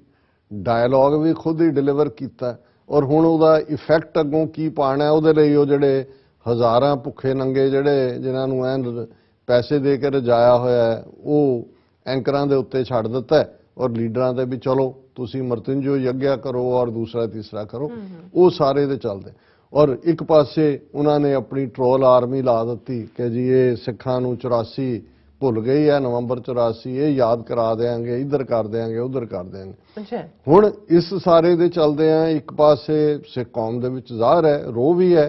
ਕਿ ਵੀ ਇਹ ਤਾਂ ਬਿਲਕੁਲ ਹੀ ਝੂਠਾ ਨੈਰੇਟਿਵ ਇੱਕ ਤਾਂ ਹੁੰਦਾ ਵੀ ਖੰਭਾਂ ਦੀਆਂ ਡਾਰਾਂ ਬਣਾਈਆਂ, ਇੱਥੇ ਤਾਂ ਖੰਭ ਹੀ ਐਗਜ਼ਿਸਟ ਨਹੀਂ ਕਰਦਾ ਜਿਹਦੀ ਪੂਰੀ ਡਾਰ ਬਣਾਈ ਹੋਈ ਹੈ। ਕਿਤੇ ਨਾ ਕਿਤੇ ਖੌਫ ਵੀ ਕਿ ਵੀ ਇਹ ਖਾਸ ਤੌਰ ਤੇ ਪੰਜਾਬ ਤੋਂ ਬਾਹਰ ਜਿੱਥੇ ਸਿੱਖ ਰਹਿੰਦੇ ਨੇ ਕਿ ਵੀ ਇਹ ਕਰੇਜ਼ੀ ਹਿੰਦੂ ਤੋਂ ਵੀ ਭੀੜਾਂ ਇਸ ਵੇਲੇ ਜਿੰਨੇ ਕਿ ਪੁੱਤਰੇ ਹੋਏ ਨੇ, ਨੁਕਸਾਨ ਨਾ ਹੋਏ ਉਹਦਾ ਪ੍ਰਬੰਧ ਵੀ ਕਰ ਰਹੇ ਸੀ। ਇਹ ਤਾਂ ਨਹੀਂ ਹੈ ਕਿ ਵੀ ਇਹ ਕੋਈ ਲਾਈਂਗ ਡਾਊਨ ਹੁਣ ਨਵੰਬਰ 84 ਵਾਲੀ, ਪਰ ਇੱਕ ਪਾਸੇ ਫਿਕਰ ਦਾ ਵੀ ਪ੍ਰਭਾਵ ਸੀ ਕਿ ਵੀ ਕੀ ਉਹਦੇ 'ਚ ਗਲਤ ਕੀ ਹੋ ਸਕਦਾ। ਹੁਣ ਇਸ ਸਾਰੇ 'ਚ ਜਿਹੜੇ ਨੇ ਐਨਾਲਿਸਟ ਵੀ, ਉਹਨਾਂ 'ਚ ਅਸੀਂ ਵੀ ਸ਼ਾਮਲ ਹੈ। ਅਸੀਂ ਅੰਦਾਜ਼ਾ ਲਾ ਰਹੇ ਸੀ ਕਿ ਇਹ ਪ੍ਰੈਜ਼ੀਡੈਂਟ ਰੂਲ ਪੰਜਾਬ 'ਚ ਲਾਗੂ ਕਰ ਸਕਦਾ। ਇਹ ਇੱਕਦਮ ਕਿਤੇ ਨਾ ਕਿਤੇ ਨਸਲਕੁਸ਼ੀ ਦੀ ਸ਼ੁਰੂਆਤ ਕਰਨ ਦੇ ਨਾਂ ਥੱਲੇ ਐਂਟਾਈ ਸਿੱਖ ਵਾਇਲੈਂਸ, ਸਾਡੇ ਵਿਊਅਰਸ ਨੇ ਵੀ ਸਾਨੂੰ ਲਿਖਿਆ ਕਿ ਗੁਰਦੁਆਰਿਆਂ ਤੇ ਅਟੈਕ ਹੋ ਸਕਦੇ ਨੇ। ਹੁਣ ਇਹ ਸਿੱਖ ਸੋਚ ਸਕਦਾ ਕਿਉਂਕਿ ਸਾਨੂੰ ਪਤਾ ਹੈ ਕਿ ਵੀ ਜੇ ਇਵੇਂ ਸਾਡੇ ਨਾਲ ਹੋਏ ਤੇ ਅਸੀਂ ਕਿਵੇਂ ਰਿਐਕਟ ਕਰਾਂਗੇ, ਕਿਉਂਕਿ ਅਸੀਂ ਤਾਂ ਕੋਈ ਚੀਜ਼ ਲਾਈ ਡਾਊਨ ਲੈਣੀ ਨਹੀਂ। ਲੇਕਿਨ ਅਚਾਨਕ फिर जिवें असीं कहा भी वो जिहड़ा रैली वाला गिमिक करना सी मोदी ने, वो तो 5 जनवरी का सी। मूल नानकशाही कैलेंडर मुताबक 5 जनवरी 10वें पातशाह का प्रकाश पुरब सी। वो जदों सारा फेल हो गया, हुण जिहड़ा बिक्रमी कैलेंडर के मुताबक गुरु गोबिंद सिंह साहब का प्रकाश पुरब सी, वो 9 जनवरी सी, जिहड़ा बीतिया कल है। हुण 5 जनवरी वाली फेलियर नूं 9 जनवरी वाले दिन मोदी जिहड़ा है वो अचानक अपने ट्विटर तो जिहड़ा है ये ऐलान कर दे, today on the auspicious occasion of Prakash Purab of Shri Guru Gobind Singh Ji, I am honored to share that starting this year, 26th December shall be marked as Veer Bal Divas. This is a fitting tribute to the courage of the Sahibzadas and their quest for justice. कि 9 जनवरी ਅੱਜ ਗੁਰੂ ਗੋਬਿੰਦ ਸਿੰਘ ਸਾਹਿਬ ਦੇ ਪ੍ਰਕਾਸ਼ ਪੁਰਬ ਦੇ ਮੌਕੇ ਤੇ ਮੈਂ ਐਲਾਨ ਕਰਦਾ ਕਿ ਇਸ ਸਾਲ ਤੋਂ 26 ਦਸੰਬਰ ਦਾ ਦਿਨ ਗੁਰੂ ਸਾਹਿਬ ਦੇ ਸਾਹਿਬਜ਼ਾਦਿਆਂ ਦੀ ਯਾਦ ਦੇ ਵਿੱਚ ਵੀਰ ਬਾਲ ਦਿਵਸ ਦੇ ਤੌਰ ਤੇ ਦੇਸ਼ ਭਰ ਦੇ ਵਿੱਚ ਮਨਾਇਆ ਜਾਇਆ ਕਰੇਗਾ। ਔਰ ਇਹ ਸਾਹਿਬਜ਼ਾਦਿਆਂ ਦੇ ਹੌਸਲੇ ਔਰ ਉਹਨਾਂ ਦੀ ਜਸਟਿਸ ਲੈਣ ਲਈ, ਅਦਲ ਲੈਣ ਦੇ ਲਈ ਜਿਹੜੀ ਉਹਨਾਂ ਦੀ ਚਾਹਨਾ ਸੀ, ਉਸ ਨੂੰ ਅਸੀਂ ਸ਼ਰਧਾਂਜਲੀ ਦੇ ਰਹੇ। ਹੁਣ 26 ਦਸੰਬਰ ਦਾ ਦਿਨ ਜਿਹੜਾ ਹੈ ਉਹ ਵੀਰ ਬਾਲ ਦਿਵਸ। ਹੁਣ ਦੇਖਣ ਨੂੰ ਉਹ ਇੱਕ ਪਾਸੇ ਜਿਹੜੇ ਪੇਡ ਏਜੰਟਾਂ ਦੀ ਫੌਜ ਰੱਖੀ ਹੁੰਦੀ ਹੈ, ਉਹਨਾਂ ਨੇ ਤਾਂ ਵਧਾਈਆਂ ਦਾ ਸਿਲਸਿਲਾ ਸ਼ੁਰੂ ਕਰ ਦਿੱਤਾ, ਕਰਨਾ ਵੀ ਸੀ। ਹੁਣ ਇਸ ਸਾਰੇ ਦੀ ਇਹਨੇ ਤਾਂ ਇੱਥੇ ਗੱਲ ਛੱਡ ਦਿੱਤੀ। ਲੇਕਿਨ ਹੁਣ ਇਸ ਤੋਂ ਇੱਕਦਮ ਜਿਹੜੀ ਡਿਬੇਟ ਸ਼ੁਰੂ ਹੋਈ, ਉਹਦੀ ਵੀ ਮੈਂ ਗੱਲ ਕਰਾਂਗਾ ਵੀ ਡਿਬੇਟ ਕੀ ਹੈ ਔਰ ਕਿੰਨੀ ਨਿਗੁਣੀ ਡਿਬੇਟ ਜਿਹੜਾ ਆਬਜੈਕਸ਼ਨ ਕੀਤਾ ਜਾ ਰਿਹਾ। ਅਮਿਤ शाह ने नाल दी नाल ट्वीट कर दिता, प्रधानमंत्री जी के वीर बाल दिवस मनाने के निर्णय से 4 साहिबजादों की राष्ट्र भक्ति से न सिर्फ आज करोड़ों बच्चे प्रेरणा लेकर राष्ट्र सेवा में अपना योगदान दे पाएंगे, बल्कि आने वाली पीढ़ियों तक उनका बलिदान याद किया जाएगा। इसके लिए मोदी जी का अभिनंदन करता हूं। ये हुण अमित शाह कह रहे हैं कि ये जड़ा वीर बाल दिवस मनाने का फैसला 4 साहिबजादियां दे लई लिया है, ये राष्ट्र भगती कि साहिबजादियां दी देश दे लई हुण तुसीं दुश्मन दी बरीकी देखो कि वो किवें किवें कित्थे कित्थे स्ट्राइक कर रहे हैं। ਹੁਣ ਇੱਕ ਪਾਸੇ ਅਸੀਂ ਜ਼ਿਕਰ ਕਰਾਂਗੇ ਕਿ ਸਾਡੇ ਜਿਹੜੇ ਲੋਕਾਂ ਨੇ ਇਵਨ ਇਸ ਫੈਸਲੇ ਨੂੰ ਕ੍ਰਿਟਿਸਾਈਜ਼ ਵੀ ਕੀਤਾ ਹੈ, 90% ਇਸ ਗੱਲ 'ਚ ਫਸੇ ਹੋਏ ਨੇ ਕਿ ਜੀ ਉਹਨਾਂ ਨੂੰ ਬੱਚੇ ਕਿਉਂ ਕਹਿ ਦਿੱਤਾ, ਵੀਰ ਬਾਲ ਦਿਵਸ ਕਿਉਂ ਹੈ, ਸਾਡੇ ਤਾਂ ਉਹ ਬਾਬੇ ਨੇ। ਹੁਣ ਜੋ ਵੀਰ ਬਾਬਾ ਦਿਵਸ ਕਹਿ ਕੇ ਕਹਿਣ ਕਿ ਜੀ ਉਹ ਰਾਸ਼ਟਰ ਭਗਤ ਨੇ, ਕੀ ਤੁਹਾਨੂੰ ਕਬੂਲ ਹੋਏਗਾ? ਹੁਣ ਕਈ ਵਾਰ ਅਸੀਂ ਉਸ ਗੱਲ ਦੇ ਉੱਤੇ ਜਿਹੜਾ ਔਰ ਕਿਰਨਜੀਤ ਕੌਰ ਮੈਂਬਰ ਸ਼੍ਰੋਮਣੀ ਕਮੇਟੀ ਹੈ, ਸ਼੍ਰੋਮਣੀ ਗੁਰਦੁਆਰਾ ਪ੍ਰਬੰਧਕ ਕਮੇਟੀ ਦਾ ਪ੍ਰਧਾਨ ਹਰਚਰਨਜੀਤ ਸਿੰਘ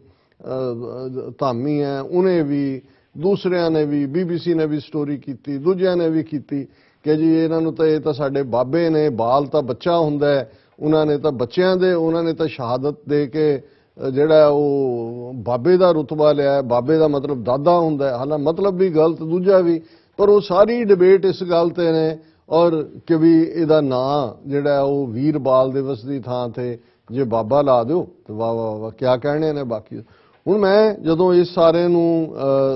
ਦੇਖ ਰਿਹਾ ਤੇ ਮੈਨੂੰ ਇਹ ਖਿਆਲ ਆਇਆ ਕਿ ਵੀ ਇਹ ਜਦੋਂ ਜੂਨ 84 ਦੇ ਵੇਲੇ ਭਾਰਤੀ ਫੌਜ ਨੇ ਟੈਂਕਾਂ ਤੋਪਾਂ ਦੇ ਨਾਲ ਹਮਲਾ ਕੀਤਾ ਔਰ ਪਹਿਲੇ ਹਫਤੇ ਤੋਂ ਬਾਅਦ 8 ਜਾਂ 9 ਜੂਨ ਨੂੰ ਗਿਆਨੀ ਜ਼ੈਲ ਸਿੰਘ ਜਿਹੜਾ ਫੌਜਾਂ ਦਾ ਜ਼ਾਰ ਹੈ, ਕਮਾਂਡਰ ਇਨ ਚੀਫ ਸੀ, ਉਹ ਆਇਆ ਦਰਬਾਰ ਸਾਹਿਬ ਲਈ ਔਰ ਉਸ ਦੇ ਜਿਹੜਾ ਇਹ ਖਬਰ ਇੱਕ ਲੱਗੀ ਜਾਂ ਕਿਸੇ ਨੇ ਫੋਟੋ ਦਿਖਾਈ ਗਈ ਜਦੋਂ ਪਰਕਰਮਾ 'ਚ ਹੈ, ਖੂਨ ਚਾਰ 'ਚ, ਫਿਰ ਉਹਨੇ ਸ਼ੂ ਪਾਏ ਹੋਏ ਨੇ, ਫਿਰ ਇਹ ਵੀ ਆਇਆ ਕਿ ਜੀ ਜਦੋਂ ਪਰਕਰਮਾ 'ਚੋਂ ਗੁਜ਼ਰ ਰਿਹਾ ਤੇ ਕਿਸੇ ਨੇ ਉਹਦੇ ਉੱਤੇ ਜਿਹੜੀ ਹੈ ਉਹ ਛਤਰੀ ਤਾਣੀ, ਉਹਦੇ ਸਿਕਿਉਰਿਟੀ ਸਟਾਫ ਨੇ। ਹੁਣ ਇੰਨਾ ਵੱਡਾ ਕੁਕਰਮ ਫੌਜ ਦਾ ਕਮਾਂਡਰ ਇਨ ਚੀਫ ਗਿਆਨੀ ਜ਼ੈਲ ਸਿੰਘ ਜਿਹਦੇ ਥੱਲੇ ਹੈ ਫੌਜ, ਦਰਬਾਰ ਸਾਹਿਬ ਦੇ ਉੱਤੇ ਹਮਲਾ, ਅਕਾਲ ਤਖਤ ਨੂੰ ਖੰਡਰਾਤ ਬਣਾਉਣਾ, ਹਜ਼ਾਰਾਂ ਦੀ ਗਿਣਤੀ 'ਚ ਸਿੱਖਾਂ ਦਾ ਖੂਨ ਦਰਬਾਰ ਸਾਹਿਬ ਦੀਆਂ ਪਰਕਰਮਾਂ 'ਚ, ਔਰ ਜਦੋਂ ਇਹ ਇਹਨਾਂ ਦੇ ਵਕਾਂਦਰੂ ਜੇ ਜਿਨ੍ਹਾਂ ਨੂੰ ਸਿੰਘ ਸਾਹਿਬ ਦਾ ਦਰਜਾ ਦਿੱਤਾ ਹੋਇਆ ਹੈ, ਗਿਆਨੀ ਕਿਰਪਾਲ ਸਿੰਘ, ਸਾਹਿਬ ਸਿੰਘ ਚਮਕ, ਇਹਨਾਂ ਦੇ 5 ਜਥੇਦਾਰ ਇਕੱਠੇ ਹੋ ਕੇ ਗਿਆਨੀ ਜ਼ੈਲ ਸਿੰਘ ਨੂੰ ਤਨਖਾਹੀਆ ਐਲਾਨਦੇ ਨੇ ਤੇ ਤਨਖਾਹੀਏ 'ਚ ਇਹ ਇਤਰਾਜ਼ ਕੀਤਾ ਜਾਂਦਾ ਜੀ ਤੂੰ ਜਿਹੜਾ ਉਹ ਸ਼ੂ ਪਾ ਕੇ ਅੰਦਰ ਆਇਆ ਤੇ ਤੇਰੇ ਸਿਰ ਤੇ ਛਤਰੀ। ਹੁਣ ਇਤਰਾਜ਼ ਇਹ ਨਹੀਂ ਹੈ। ਔਰ ਇਸ 'ਚ ਫਿਰ ਉਹਦਾ ਜ਼ੈਲ ਸਿੰਘ ਦਾ ਜਿਹੜਾ ਅੱਜ ਕੱਲ੍ਹ ਬੜਾ ਇੰਟਰਵਿਊ ਦਿੰਦਾ ਫਿਰਦਾ ਉਹ ਦਲਾਲ ਪਿੰਪ ਕਿਸਮ ਦਾ ਬੰਦਾ ਤਰਲੋਚਨ ਸਿੰਘ, ਜਿਹੜਾ ਉਹਦਾ ਪ੍ਰੈਸ ਸੈਕਟਰੀ ਹੁੰਦਾ ਸੀ, ਉਹਨੇ ਡੀਲ ਡੂਲ ਬਣਾਈ ਜਥੇਦਾਰਾਂ ਨਾਲ। ਫਿਰ ਸਿੱਖ ਬੜੇ ਖੁਸ਼ ਹੋ ਗਏ, ਦੇਖੋ ਜੀ ਜ਼ੈਲ ਸਿੰਘ ਨੂੰ ਤਨਖਾਹੀਆ ਐਲਾਨ ਦਿੱਤਾ ਹੈ ਕਿ ਜੀ ਉਹਨੇ ਸ਼ੂ ਪਾਏ ਤਾਂ ਉਹਦੇ ਸਿਰ ਤੇ ਕੁਰਸੀ ਸੀ। ਹਾਲਾਂ ਉਹ ਬਾਅਦ 'ਚ ਉਹਨੂੰ ਕਰਤਾ, ਉਹਨੇ ਕਿਹਾ ਜੀ ਮੈਂ ਤਾਂ ਪਾਏ ਨਹੀਂ, ਜੇ ਪਾਏ ਸੀ ਤਾਂ ਖੂਨ ਹੋਏਗਾ ਜਾਂ ਕੀ, ਉਹ ਡੀਲ ਹੀ ਬਣਾਈ। ਉਹ ਹੁਣ ਜਿਹੜਾ ਅਸਲ ਰੀਜ਼ਨ ਕਿ ਭਾਈ ਉਹ ਇੱਕ ਕਮਾਂਡਰ ਇਨ ਚੀਫ ਹੈ ਫੌਜ ਦਾ, ਜਿਸ ਫੌਜ ਨੇ ਹਮਲਾ ਕੀਤਾ ਉਹਦੇ ਦਸਤਖਤ ਹੋਏ ਨਹੀਂ ਹੋਏ ਬਿਸਾਈਡਸ ਦਾ ਪੁਆਇੰਟ ਹੈ। ਕਿਵੇਂ ਹੋ ਸਕਦਾ ਹੈ ਵੀ ਕਮਾਂਡਰ ਇਨ ਚੀਫ ਜਿਹੜਾ ਹੈ ਉਹਦੀ ਫੌਜ ਹੈ, ਜੇ ਨਹੀਂ ਉਹਨੂੰ ਪੁੱਛੇ ਬਿਨਾਂ ਕੀਤਾ ਤੇ ਫਿਰ ਰਿਜ਼ਾਈਨ ਮੰਗਣਾ ਬਣਦਾ ਔਰ ਉਹਨੂੰ ਕਹੋ ਕਿ ਭਾਈ ਗਲ 'ਚ ਪੱਲਾ ਪਾ ਕੇ ਕੌਮ ਤੋਂ ਮਾਫੀ ਮੰਗ, ਅਸਤੀਫਾ ਦੇ। ਪਰ ਜਦੋਂ ਹਰ ਚੀਜ਼ ਤੁਸੀਂ ਇੱਕ ਪਾਸੇ ਅਕਲ ਨਾਲ ਵੈਰ ਹੋਏ, ਇੱਕ ਪਾਸੇ ਵਿਕੇ ਹੋਇਆਂ ਦੀ ਪੂਰੀ ਉਹ ਪਾਰਟ ਲੱਗਾ ਹੋਏ, ਤੇ ਇਹੀ ਪਾਰਟ ਮੈਂ ਹੁਣ ਦੇਖ ਰਿਹਾ ਕਿ ਵੀ ਤੁਸੀਂ ਇਹਨਾਂ ਦੀ ਇੰਟੈਂਟ ਦੇਖੋ ਕਿ ਵੀ ਇਹ ਤਾਂ ਸਾਹਿਬ ਇਹਨਾਂ ਦੇ ਕੋਲ ਆਪਣਾ ਤਾਂ 1000 ਸਾਲ ਦੀ ਗੁਲਾਮੀ ਤੇ ਜੁੱਤੀਆਂ ਖਾਣ ਤੋਂ ਬਿਨਾ ਕੋਈ ਇਤਿਹਾਸ ਨਹੀਂ ਹੈ। ਉਹ ਤੁਹਾਡੇ ਇਤਿਹਾਸ ਦੇ ਨਾਇਕਾਂ ਨੂੰ ਤੁਹਾਡੇ ਤੋਂ ਖੋਹ ਕੇ ਹਿੰਦੂਤਵਾ ਦੇ ਖਾਤੇ 'ਚ ਪਾ ਰਹੇ ਨੇ। ਰਾਸ਼ਟਰ ਭਗਤੀ ਦੇ ਨਾਂ ਥੱਲੇ ਇਸ ਸਾਰੇ ਨੂੰ ਪ੍ਰਚਾਰਿਆ ਜਾਏਗਾ, ਇਹਨੂੰ ਐਂਟਾਈ ਮੁਸਲਮ ਜਿਹੜੀ ਹੈ ਉਹ ਟਵਿਸਟ ਦਿੱਤੀ ਜਾਏਗੀ ਥਾਂ ਥਾਈਂ, ਔਰ ਉਹੀ ਹੋਏਗਾ। ਅਜੇ ਇਹ ਐਲਾਨਿਆ ਹੀ ਹੈ ਤੇ ਅੱਜ ਉਹ ਵੀਡੀਓ ਸਾਹਮਣੇ ਆ ਗਈਆਂ। ਉਹ ਜਿਹੜਾ ਇੱਕ ਜੇਲ੍ਹ 'ਚ ਬੈਠਾ ਹੈ ਰੇਪਿਸਟ ਆਸਾਰਾਮ, ਉਹਨੇ ਕੁਛ ਇਸ ਕਿਸਮ ਦੀਆਂ ਵੀਡੀਓ ਮੂਵੀਜ਼ ਬਣਵਾਈਆਂ ਸੀ ਜਿਹਦੇ 'ਚ ਸਾਹਿਬਜ਼ਾਦਿਆਂ ਦੀ ਐਕਟਿੰਗ ਕੀਤੀ ਹੋਈ ਹੈ। ਔਰ ਅਹਿਮਦਾਬਾਦ ਦੇ ਇੱਕ ਸਕੂਲ ਦੇ ਵੀ ਦਰਸ਼ਕ ਦੇਖ ਸਕਦੇ ਨੇ ਬੈਕਗ੍ਰਾਉਂਡ 'ਚ ਉਹ ਹਿੰਦੂ ਸਟੂਡੈਂਟ ਜਿਹੜੇ ਨੇ ਉਹ ਟੋਪੀਆਂ ਪਾ ਕੇ ਉਹ ਸਾਹਿਬਜ਼ਾਦਿਆਂ ਦਾ ਰੋਲ ਕਰ ਰਹੇ ਨੇ। ਸੋ ਇਹਨਾਂ ਨੇ ਤਾਂ ਉਹਨਾਂ ਸਾਹਿਬਜ਼ਾਦਿਆਂ ਨੂੰ ਜਿਨ੍ਹਾਂ ਨੂੰ ਬਾਲ ਦਿਵਸ ਦੇ ਨਾਂ ਥੱਲੇ ਇਹ ਵੀਰ ਬਣਾ ਕੇ ਉਹ ਤਾਂ ਉਹਨਾਂ ਨੇ ਉਹਨਾਂ ਨੂੰ ਹਿੰਦੂਤਵਾ ਦੇ ਉਹ ਕਰੈਕਟਰ ਬਣਾ ਕੇ ਔਰ ਝਾਂਕੀਆਂ ਨਿਕਲਿਆ ਕਰਨਗੀਆਂ ਜਿਵੇਂ ਆਪਣੇ ਰਾਮ ਸੀਤਾ ਆਪ ਹੀ ਬਣੇ ਹੁੰਦੇ ਨੇ। ਔਰ ਕੱਲਾ ਇਹੀ ਨਹੀਂ, ਇਸ ਨੂੰ ਇੱਕ ਕੀ ਇਹਨਾਂ ਦੇ ਉਹ ਸਾਰੇ ਕਿਰਦਾਰ, ਕਿਉਂਕਿ ਕੰਟਰੋਲ ਤਾਂ ਉਹਨਾਂ ਕੋਲ ਹੈ। ਗੰਗੂ ਨੇ ਜਿਹਨੇ ਬ੍ਰਾਹਮਣ ਨੇ ਫੜਾਏ, ਸੁਚਾਨੰਦ ਜਿਹੜਾ ਉਹ ਪ੍ਰਾਈਮ ਮਿਨਿਸਟਰ ਹੈ ਵਜੀਦ ਖਾਨ ਦਾ, ਜਿਹੜਾ ਉਹ ਕਹਿੰਦਾ ਸੱਪਾਂ ਦੇ ਬੱਚੇ ਹੀ ਸੱਪ ਹੁੰਦੇ ਨੇ, ਉਹਨਾਂ ਦਾ ਕਿਰਦਾਰ ਤੁਹਾਨੂੰ ਕਿਤੇ ਨਜ਼ਰ ਨਹੀਂ ਆਏਗਾ ਕਿਉਂਕਿ ਇੰਟੈਂਟ ਇਹ ਨਹੀਂ ਹੈ। ਉਹ ਤਾਂ ਤੁਹਾਡੇ ਇਤਿਹਾਸ ਨੂੰ ਗੰਦਲਾ ਕਰ ਰਹੇ ਨੇ, ਤੁਹਾਡੇ ਇਤਿਹਾਸ ਨੂੰ ਹਿੰਦੂਤਵੀ ਖਾਤੇ 'ਚ ਪਾ ਰਹੇ ਨੇ। ਔਰ ਜੇ ਮੈਂ ਇਸ ਕੰਟੈਕਸਟ 'ਚ ਕਹਿਣਾ ਹੋਏ ਤੇ ਪਹਿਲਾ ਹਮਲਾ ਇਹ ਹੋਇਆ ਸੀ ਜਦੋਂ ਸਾਡੇ ਇਤਿਹਾਸ ਦੇ ਨਾਇਕ ਕਿਵੇਂ ਸਨਾਤਨੀ ਹਿੰਦੂਆਂ ਨੇ ਆਪਣੇ ਨਾਇਕ ਬਣਾਏ, ਹਕੀਕਤ ਰਾਏ। 7ਵੇਂ ਪਾਤਸ਼ਾਹ ਦੇ ਉਹ ਸਿੱਖ ਸੀ ਜਿਨ੍ਹਾਂ ਦੇ ਪਰਿਵਾਰ 'ਚੋਂ ਇਹ ਬੱਚਾ ਛੋਟਾ ਸਿਆਲਕੋਟ ਦਾ ਰਹਿਣ ਵਾਲਾ ਔਰ ਜਿਹਦੀ ਸਕੂਲ ਦੇ ਵਿੱਚ ਆਪਣੇ ਟੀਚਰ ਦੇ ਨਾਲ ਜਿਹੜਾ ਉਹ 2 ਵਿਦਿਆਰਥੀਆਂ ਦੀ ਲੜਾਈ ਹੁੰਦੀ ਹੈ, ਜਿਹੜਾ ਇੱਕ ਮਜ਼ਹਬ ਦੇ ਬਾਰੇ ਕਿਨੇ ਕੀ ਕਿਹਾ ਬੱਚੇ ਨੇ ਦੂਜੇ, ਔਰ ਫਾਈਨਲੀ ਹਕੀਕਤ ਰਾਏ ਨੂੰ ਲਾਹੌਰ ਦੇ ਵਿੱਚ ਜਿਹੜਾ ਉਹ ਸਜ਼ਾਏ ਮੌਤ ਦਿੱਤੀ ਜਾਂਦੀ। ਛੋਟੀ ਉਮਰ ਦਾ ਬੱਚਾ ਸੀ, ਸ਼ਾਇਦ 6-7 ਸਾਲ ਦਾ। ਉਹਦੀ ਸਮਾਧ ਲਾਹੌਰ ਦੇ ਵਿੱਚ ਹੈ। ਔਰ ਸਿੱਖ ਰਾਜ ਦੇ ਵੇਲੇ ਜਦੋਂ ਬਸੰਤ ਪੰਚਮੀ ਵੱਡੇ ਪੈਮਾਨੇ ਤੇ ਲਾਹੌਰ ਦੇ ਵਿੱਚ ਸੈਲੀਬ੍ਰੇਟ ਮਨਾਉਣੀ ਸ਼ੁਰੂ ਹੋਈ, ਸੋ ਉਹ ਮੇਨ ਸਮਾਗਮ ਹਕੀਕਤ ਰਾਏ ਦੀ ਸਮਾਧ ਦੇ ਉੱਤੇ ਹੁੰਦਾ ਸੀ। ਪਰ ਕਿਉਂਕਿ ਓਵਰ ਏ ਪੀਰੀਅਡ ਆਫ ਇਹ ਆਰੀਆ ਸਮਾਜੀ ਹਿੰਦੂਤਵੀ ਵਿੱਚ ਵੜੇ, ਇਹਨਾਂ ਨੇ ਉਹ ਹਕੀਕਤ ਰਾਏ ਦੀ ਕਹਾਣੀ ਸਾਰੀ ਐਵੇਂ ਬਦਲ ਦਿੱਤੀ ਕਿ ਜੀ ਉਹ ਜਦੋਂ ਹਕੀਕਤ ਮਾਂ ਦੇਵੀ ਭਵਾਨੀ ਨੂੰ ਗਾਲਾਂ ਕੱਢੀਆਂ ਸੀ, ਉਹਨੇ ਮੁਸਲਮਾਨ ਸਟੂਡੈਂਟ ਨੇ ਉਹਨੇ ਕਿਹਾ ਵੀ ਜੇ ਮੇਰੀ ਭਵਾਨੀ ਨੂੰ ਕੋਈ ਗਿਆ ਤਾਂ ਮੈਂ ਤੇਰੇ ਨੂੰ ਇਹ ਕਹਿੰਦਾ, ਔਰ ਉਹਨੂੰ ਉਹਨਾਂ ਨੇ ਸਨਾਤਨ ਧਰਮ ਦਾ ਸ਼ਹੀਦ ਬਣਾ ਕੇ ਅੱਜ ਵੀ ਇਹਨਾਂ ਦੇ ਜਗਰਾਤਿਆਂ 'ਚ ਜਾਂ ਦੂਸਰੇ ਜਦੋਂ ਹੁੰਦੇ ਨੇ ਉਹ ਹਕੀਕਤ ਰਾਏ ਦੀ ਪੂਰੀ ਝਾਂਕੀ ਬਣਾਉਂਦੇ ਨੇ, ਉਹਦਾ ਪੂਰਾ ਸਾਕਾ। ਸਿੱਖ ਇਤਿਹਾਸ ਦੇ ਵਰਕਿਆਂ 'ਚੋਂ ਹਕੀਕਤ ਰਾਏ ਜਿਹੜਾ ਇੱਕ ਸਿੱਖ ਬੱਚਾ ਜਿਹਨੇ ਜਿਹੜਾ ਉਦੋਂ ਬੇਸ਼ੱਕ ਅਜੇ ਖਾਲਸਾ ਸਾਜਨਾ ਨਹੀਂ ਸੀ ਹੋਈ, ਲੇਕਿਨ ਸਿੱਖੀ ਵੈਲਿਊਜ਼ ਦੇ ਲਈ ਜਿਹੜਾ ਸ਼ਹੀਦ ਹੈ ਉਹ ਹਿੰਦੂ ਤਵੀਆਂ ਨੇ ਹਕੀਕਤ ਰਾਏ ਆਪਣਾ ਬਣਾ ਰਹੇ। ਦੂਸਰਾ ਵੱਡਾ ਅਟੈਂਪਟ ਜਿਹਦੇ 'ਚ ਉਹ ਅੱਧ-ਪਚੱਧ ਅੱਜ ਵੀ ਕਾਮਯਾਬ ਨੇ, ਜੇ ਅੱਧ-ਪਚੱਧ ਨਹੀਂ 25-30%, ਬਾਬਾ ਬੰਦਾ ਸਿੰਘ ਬਹਾਦਰ। ਹੁਣ ਕਿਉਂਕਿ ਸਿੱਖ ਇਤਿਹਾਸ ਦਾ ਇੱਕ ਹਿੱਸਾ ਹੈ ਔਰ ਸੋ ਕਾਲਡ ਤੱਤ ਖਾਲਸਾ ਦੇ ਨਾਂ ਥੱਲੇ ਜਿਨ੍ਹਾਂ ਨੇ ਬਾਬਾ ਬੰਦਾ ਸਿੰਘ ਬਹਾਦਰ ਦੇ ਨਾਲ ਗੱਦਾਰੀਆਂ ਕੀਤੀਆਂ ਔਰ ਉਹਨਾਂ ਨੇ ਇਸ ਕਿਸਮ ਦਾ ਇਤਿਹਾਸ ਸਿਰਜ ਦਿੱਤਾ ਹੈ। ਬੰਦਾ ਸਿੰਘ ਨੂੰ ਐਕਿਊਜ਼ ਕਰਦੇ ਆ ਕਿ ਜੀ ਉਹ ਗੁਰੂ ਬਣ ਬੈਠਾ ਸੀ, ਉਹਨੇ ਵਿਆਹ ਕਰਾ ਲਿਆ ਸੀ, ਇਸ ਲਈ ਤਾਕਤ। ਔਰ ਇਹ ਸਿੱਖ ਤਾਂ ਜਾਗੇ ਜਾਂ ਅੱਧਾ ਕੁ ਬੰਦਾ ਸਿੰਘ ਬਹਾਦਰ ਅਸੀਂ ਵਾਪਸ ਤਾਂ ਮੋੜਿਆ ਜਦੋਂ ਕਿ 20ਵੀਂ ਸਦੀ ਦੀ ਬਿਗਨਿੰਗ ਦੇ ਵਿੱਚ ਭਾਈ ਪਰਮਾਨੰਦ ਜੀ, ਔਰ ਪਰਮਾਨੰਦ ਵੀ ਉਹ ਜਿਹੜਾ ਭਾਈ ਮਤੀ ਦਾਸ ਦੇ ਖਾਨਦਾਨ ਦਾ ਡਾਇਰੈਕਟ ਡਿਸੈਂਡੈਂਟ ਸੀ। ਉਹਨੇ ਇੱਕ ਕਿਤਾਬ ਲਿਖੀ, ਉਸਨੇ ਲਿਖਿਆ ਵੀਰ ਬੰਦਾ ਵੈਰਾਗੀ, ਔਰ ਉਹਨੇ ਪ੍ਰੂਵ ਕੀਤਾ ਕਿ ਵੀ ਇਹ ਜਿਹੜਾ ਬੰਦਾ ਜੋ ਵੈਰਾਗੀ ਹੈ ਤਾਂ ਹਿੰਦੂ ਸੀ, ਮਾਧੋ ਦਾਸ ਵੈਰਾਗੀ ਸੀ। ਗੁਰੂ ਸਾਹਿਬ ਨੇ ਉਹਨੂੰ ਜਾ ਕੇ ਸਮਝਾਇਆ ਵੀ ਮੁਸਲਮਾਨਾਂ ਦੇ ਨੇ ਜ਼ੁਲਮ ਕੀਤੇ ਨੇ, ਤੂੰ ਲੜ। ਔਰ ਉਹਨੇ ਕੀਤਾ ਵੀ ਉਹਨੇ ਨਾ ਕਦੇ ਅੰਮ੍ਰਿਤ ਛਕਿਆ, ਨਾ ਉਹ ਕਦੇ ਸਿੱਖ ਬਣਿਆ, ਉਹ ਤਾਂ ਵੈਰਾਗ ਮਤ ਦੇ ਵੈਰਾਗੀਆਂ ਚੋਂ ਸੀ, ਵੀਰ ਬੰਦਾ ਵੈਰਾਗੀ। ਹੁਣ ਅੱਜ ਵੀ ਆਰਐਸਐਸ ਦਾ ਜਿੰਨਾ ਤੁਸੀਂ ਦੇਖੋਗੇ ਜਦੋਂ ਉਹਨੂੰ ਕਰਨਗੇ ਤਾਂ ਉਹਨੂੰ ਵੀਰ ਬੰਦਾ ਵੈਰਾਗੀ ਦੇ ਥੱਲੇ ਹਿੰਦੂ ਸਾਧੂ ਦੇ ਤੌਰ ਤੇ ਹੀ ਪ੍ਰੈਜ਼ੈਂਟ ਕਰਦੇ ਨੇ। ਇਹ ਉਹ ਪੀਰੀਅਡ ਸੀ ਜਦੋਂ ਸਿੱਖ ਹਿਸਟੋਰੀਅਨ ਡਾਕਟਰ ਗੰਡਾ ਸਿੰਘ ਨੇ ਇਸ ਸਾਰੇ ਦੇ ਉੱਤੇ ਰਿਸਰਚ ਕੀਤੀ। ਤਰਲੋਕ ਕਰਮ ਸਿੰਘ ਹਿਸਟੋਰੀਅਨ ਨੇ ਕੀਤਾ ਕਿ ਭਾਈ ਇਹ ਤਾਂ ਲੈ ਚੱਲੇ ਤੁਹਾਡਾ, ਹਕੀਕਤ ਪਹਿਲਾਂ ਲੈ ਗਏ ਸ਼ਹੀਦ ਨੂੰ, ਇਹ ਤਾਂ ਬੰਦਾ ਸਿੰਘ ਬਹਾਦਰ ਵੀ ਗਿਆ। ਔਰ ਹੁਣ ਅਸੀਂ ਦੇਖਦੇ ਹਾਂ ਵੀ ਬੇਸ਼ੱਕ ਜਿਹੜਾ ਬੰਦਾ ਸਿੰਘ ਬਹਾਦਰ ਨੂੰ ਇੱਕ ਜਰਨੈਲ ਦੇ ਤੌਰ ਤੇ ਸਿੱਖਾਂ 'ਚ ਮਾਨਤਾ ਹੈ, ਪਰ ਤੁਸੀਂ ਅੱਜ ਵੀ ਦੇਖੋਗੇ ਕਿ ਉਹਨਾਂ ਦਾ ਇੱਕ ਤਬਕਾ, ਉਹਨਾਂ ਨੇ ਇੱਕ ਬੰਦਾ ਵੈਰਾਗੀ ਫੌਜ ਜਟਾਵਾਂ ਜਿਹੀਆਂ ਖਿਲਾਰੀਆਂ ਸਾਧੂ ਜਿਹੜੇ ਨੇ ਉਹ ਉਹਨੂੰ ਵੀ ਦੱਸਦੇ ਨੇ ਜੋ ਤਾਂ ਵੈਰਾਗ ਮਤ ਤੇ ਦੂਜਾ। ਹੁਣ ਇਹ ਜਿਹੜਾ ਯਤਨ ਹੈ ਸਾਹਿਬਜ਼ਾਦਿਆਂ ਨੂੰ ਬਾਲ ਵੀਰ ਦੇ ਨਾਲ ਜੋੜ ਕੇ ਜਿਹੜਾ ਉਹ ਬਾਲ ਦਿਵਸ ਦੀ, ਇਹਦੇ ਨਾਲ ਇੱਕ ਤੀਰ ਨਾਲ ਕਈ ਨਿਸ਼ਾਨੇ ਨੇ। ਇੱਕ ਪਾਸੇ ਕਿਉਂਕਿ ਨਹਿਰੂ ਦੀ ਲੈਗੇਸੀ ਪਹਿਲਾਂ, ਔਰ ਇਹ ਮੰਗ ਕਦੇ ਸਿੱਖਾਂ ਨੇ ਨਹੀਂ ਕੀਤੀ ਹੈ ਕਿ ਜੀ ਭਾਰਤ ਦੀ ਹਕੂਮਤ ਜਿਹੜੀ ਹੈ ਉਹ ਸਾਹਿਬਜ਼ਾਦਿਆਂ ਦੀ ਸ਼ਹਾਦਤ ਨੂੰ ਜਿਹੜਾ ਉਹ ਬਾਲ ਦਿਵਸ ਵਜੋਂ ਮਨਾਏ। ਇਹ ਤੁਸੀਂ ਦੇਖੋਗੇ ਇਹਨਾਂ ਦਾ ਇੱਕ ਪੁਸ਼ਪਿੰਦਰ ਨਾਂ ਦਾ ਸਟਾਰ ਪ੍ਰਚਾਰਕ ਹੈ ਹਿੰਦੂ ਤਵੀਆਂ ਦਾ, ਆਸਾਰਾਮ ਤੋਂ ਇਹਨਾਂ ਨੇ ਇਹ ਸਭ ਕੁਝ ਪਹਿਲਾਂ ਹੀ ਬਣਾਇਆ। ਔਰ ਆਰਐਸਐਸ ਦੀਆਂ ਜਥੇਬੰਦੀਆਂ ਵਿਸ਼ਵ ਹਿੰਦੂ ਜਥੇਬੰਦੀ ਪਰਿਸ਼ਦ ਸਮੇਤ ਮੰਗ ਕਰਦੀਆਂ ਰਹੀਆਂ ਕਿ ਜੀ ਇਸ ਨੂੰ ਬਾਲ ਦਿਵਸ ਐਲਾਨਿਆ ਜਾਏ, ਕਿਉਂਕਿ ਉਹਨਾਂ ਦੀ ਪਹਿਲਾਂ ਤਾਂ ਮੰਗ ਸੀ ਸ਼ੁਰੂ 'ਚ ਕਿ ਹੁਣ 14 ਨਵੰਬਰ ਦਾ ਦਿਨ ਜਿਹੜਾ ਭਾਰਤ 'ਚ ਉਹ ਐਜ਼ ਏ ਚਿਲਡਰਨ ਡੇ ਐਲਾਨਿਆ ਹੋਇਆ, ਕਿਉਂਕਿ ਉਹ ਜਵਾਹਰ ਲਾਲ ਨਹਿਰੂ ਦਾ ਜਨਮ ਦਿਨ ਹੈ। ਹੁਣ ਇੱਕ ਤਾਂ ਉਹਨੂੰ ਐਲੀਮੀਨੇਟ ਕਰਨਾ ਚਾਹੁੰਦੇ ਸੀ ਕਿ ਵੀ ਉਹਨੇ ਬੱਚਿਆਂ ਨੇ ਜੇ ਤਾਂ ਉਹਨਾਂ ਦੇ ਨਾਂ ਤੇ ਐਲਾਨੋ, ਉਹ ਉਹਨਾਂ ਨੂੰ ਲੱਗਾ ਕਿ ਵੀ ਇਹ ਫਿਰ ਟੂ ਮੱਚ ਪੋਲੀਟੀਕਲ ਗਿਮਿਕ ਇਸ ਸਟੇਜ ਤੇ ਲੱਗੇਗਾ। ਪਰ ਅੱਜ ਜਿਸ ਅੰਦਾਜ਼ ਦੇ ਵਿੱਚ ਉਹਨਾਂ ਨੇ ਇਹ ਸਾਹਿਬਜ਼ਾਦਿਆਂ ਦਾ ਵੀ ਹਿੰਦੂਕਰਨ ਕਰਨ ਦੀ ਲਾਈਨ ਫੜ ਲਈ ਹੈ, ਇਸ ਗੱਲ ਤੋਂ ਸਾਨੂੰ ਧਿਆਨ ਰੱਖਣ ਦੀ ਲੋੜ ਹੈ। ਮੈਂ ਤਾਂ ਸੋਚਦਾ ਵੀ ਜਿਹੜੇ ਹੁਣ ਕੁਝ ਵਧਾਈਆਂ ਦੇਣ ਵਾਲੇ ਜਾਂ ਦੂਜੇ ਵੀ ਨੇ, ਜੇ ਕਿਉਂਕਿ ਗਾਂਧੀ ਦੀ ਲੈਗੇਸੀ ਨੂੰ ਵੀ ਉਹ ਨਥੂਰਾਮ ਗੋਡਸੇ ਦੀ ਪੂਜਾ ਕਰਨ ਵਾਲੇ ਨੇ, ਕੱਲ ਨੂੰ ਜੇ ਮੋਦੀ ਸਰਕਾਰ ਇਹ ਫੈਸਲਾ ਕਰਦੇ ਵੀ ਅੱਗੇ ਤੋਂ ਗਾਂਧੀ ਰਾਸ਼ਟਰਪਿਤਾ ਨਹੀਂ ਹੈ, ਗੁਰੂ ਗੋਬਿੰਦ ਸਿੰਘ ਰਾਸ਼ਟਰਪਿਤਾ ਨੇ, ਫਾਦਰ ਆਫ ਦਾ ਨੇਸ਼ਨ, ਤੇ ਸਾਡੇ ਤਾਂ ਪੁੱਠੀਆਂ ਛਾਲਾਂ ਮਾਰਨਗੇ ਲਓ ਜੀ। ਪਰ ਅਸੀਂ ਇਹ ਭੁੱਲ ਰਹੇ ਹਾਂ ਕਿ ਸਾਹਿਬਜ਼ਾਦਿਆਂ ਦੀ ਸ਼ਹਾਦਤ ਹੋਏ, ਉਸ ਤੋਂ ਪਹਿਲਾਂ ਗੁਰੂ ਤੇਗ ਬਹਾਦਰ ਸਾਹਿਬ ਦੀ ਸ਼ਹਾਦਤ। ਹੁਣ ਅਸੀਂ ਸੈਨਾਪਤੀ ਜਿਹੜੇ ਗੁਰੂ 10ਵੇਂ ਪਾਤਸ਼ਾਹ ਦੇ ਕਵੀ ਨੇ, ਉਹ ਤਾਂ ਕਹਿੰਦੇ ਨੇ ਕਿ ਪ੍ਰਗਟ ਭੈ ਗੁਰੂ ਤੇਗ ਬਹਾਦਰ ਸਗਲ ਸ੍ਰਿਸ਼ਟ ਪੈ ਢਾਪੀ ਚਾਦਰ, ਕਿ ਗੁਰੂ ਤੇਗ ਬਹਾਦਰ ਸਾਹਿਬ ਨੇ ਇਹ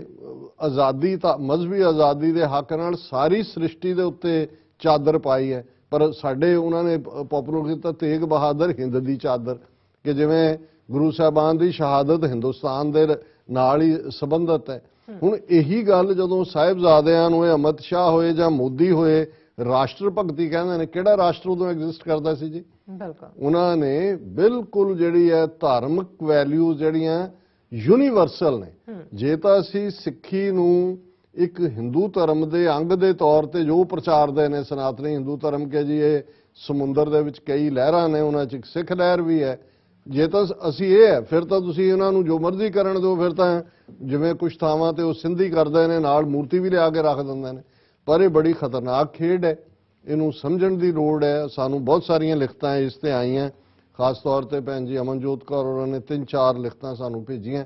ਔਰ ਉਹਦੇ 'ਚ ਉਹਨਾਂ ਨੇ ਕਿਹਾ ਵੀ ਇਹ ਕਿਉਂ ਅਸੀਂ ਇੰਨੀ ਜਲਦੀ ਕੌਣ ਹੋ ਜਾਂਦੇ ਹਾਂ, ਜਿਹੜਾ ਆਂਦਾ ਹੈ ਉਹ ਅਸੀਂ, ਔਰ ਇਸ ਦੇ ਉੱਤੇ ਆਉਣ ਵਾਲੇ ਦਿਨ 'ਚ ਵੀ ਅਸੀਂ ਗੱਲਬਾਤ ਕਰਾਂਗੇ। ਜੀ ਡਾਕਟਰ ਸਾਹਿਬ ਤੁਹਾਡਾ ਬਹੁਤ ਬਹੁਤ ਸ਼ੁਕਰੀਆ, ਤੁਸੀਂ ਆਪਣੇ ਵਿਚਾਰ ਸਾਡੇ ਦਰਸ਼ਕਾਂ ਨਾਲ ਸਾਂਝੇ ਕੀਤੇ ਨੇ। ਸੋ ਇੱਥੇ ਲੈਣੇ ਬ੍ਰੇਕ, ਔਰ ਬ੍ਰੇਕ ਤੇ ਜਾਣ ਤੋਂ ਪਹਿਲਾਂ ਅਸੀਂ ਆਪਣੇ ਦਰਸ਼ਕਾਂ ਤੇ ਸਰੋਤਿਆਂ ਨੂੰ ਅਪੀਲ ਤੇ ਬੇਨਤੀ ਕਰਦੀ ਵਿਊਅਰਸ, ਜਿਸ ਤਰ੍ਹਾਂ ਕਿ ਤੁਸੀਂ ਜਾਣਦੇ ਹੋ ਕਿ ਟੀਵੀ 84 ਇੱਕ ਪੰਥਕ ਚੈਨਲ ਹੈ, ਔਰ ਟੀਵੀ 84 ਦੀ ਚੜ੍ਹਦੀ ਕਲਾ ਲਈ ਵੱਧ ਤੋਂ ਵੱਧ ਡੋਨੇਟ ਕਰੋ। ਡੋਨੇਟ ਕਰਨ ਲਈ ਸਾਡੀ ਵੈਬਸਾਈਟ tv84.tv ਤੇ ਜਾ ਕੇ ਪੇਵਾਲ ਦੀ ਵਰਤੋਂ ਕਰਕੇ 1 ਟਾਈਮ ਡੋਨੇਟ ਕਰ ਸਕਦੇ ਹੋ, ਮੰਥਲੀ ਡੋਨੇਟ ਵੀ ਕਰ ਸਕਦੇ ਹੋ। ਤੁਸੀਂ TV 84 ਦੇ ਨਾਮ ਤੇ ਚੈੱਕ ਬਣਾ ਕੇ ਸਾਨੂੰ ਮੇਲ ਵੀ ਕਰ ਸਕਦੇ ਹੋ ਸਾਡੇ ਇਸ ਪਤੇ ਤੇ 36-01 37th Avenue Long Island City New York 11101 USA ਜਾਂ ਫਿਰ ਤੁਸੀਂ ਸਾਨੂੰ ਫੋਨ ਰਾਹੀਂ ਵੀ ਸੰਪਰਕ ਕਰ ਸਕਦੇ ਸਾਡੇ ਫੋਨ ਨੰਬਰ ਤੇ 5166191984 ਸੋ ਵਿਊਅਰਸ ਇੱਥੇ ਲੈਣੇ ਬ੍ਰੇਕ ਵਿਊਅਰਸ ਸਾਨੂੰ ਇਸੇ ਤਰ੍ਹਾਂ ਹੀ ਬਣੇ ਰਹਿਣਾ ਮਿਲਦੇ ਹਾਂ ਛੋਟੇ ਜਿਹੇ ਵਕਫੇ ਤੋਂ ਬਾਅਦ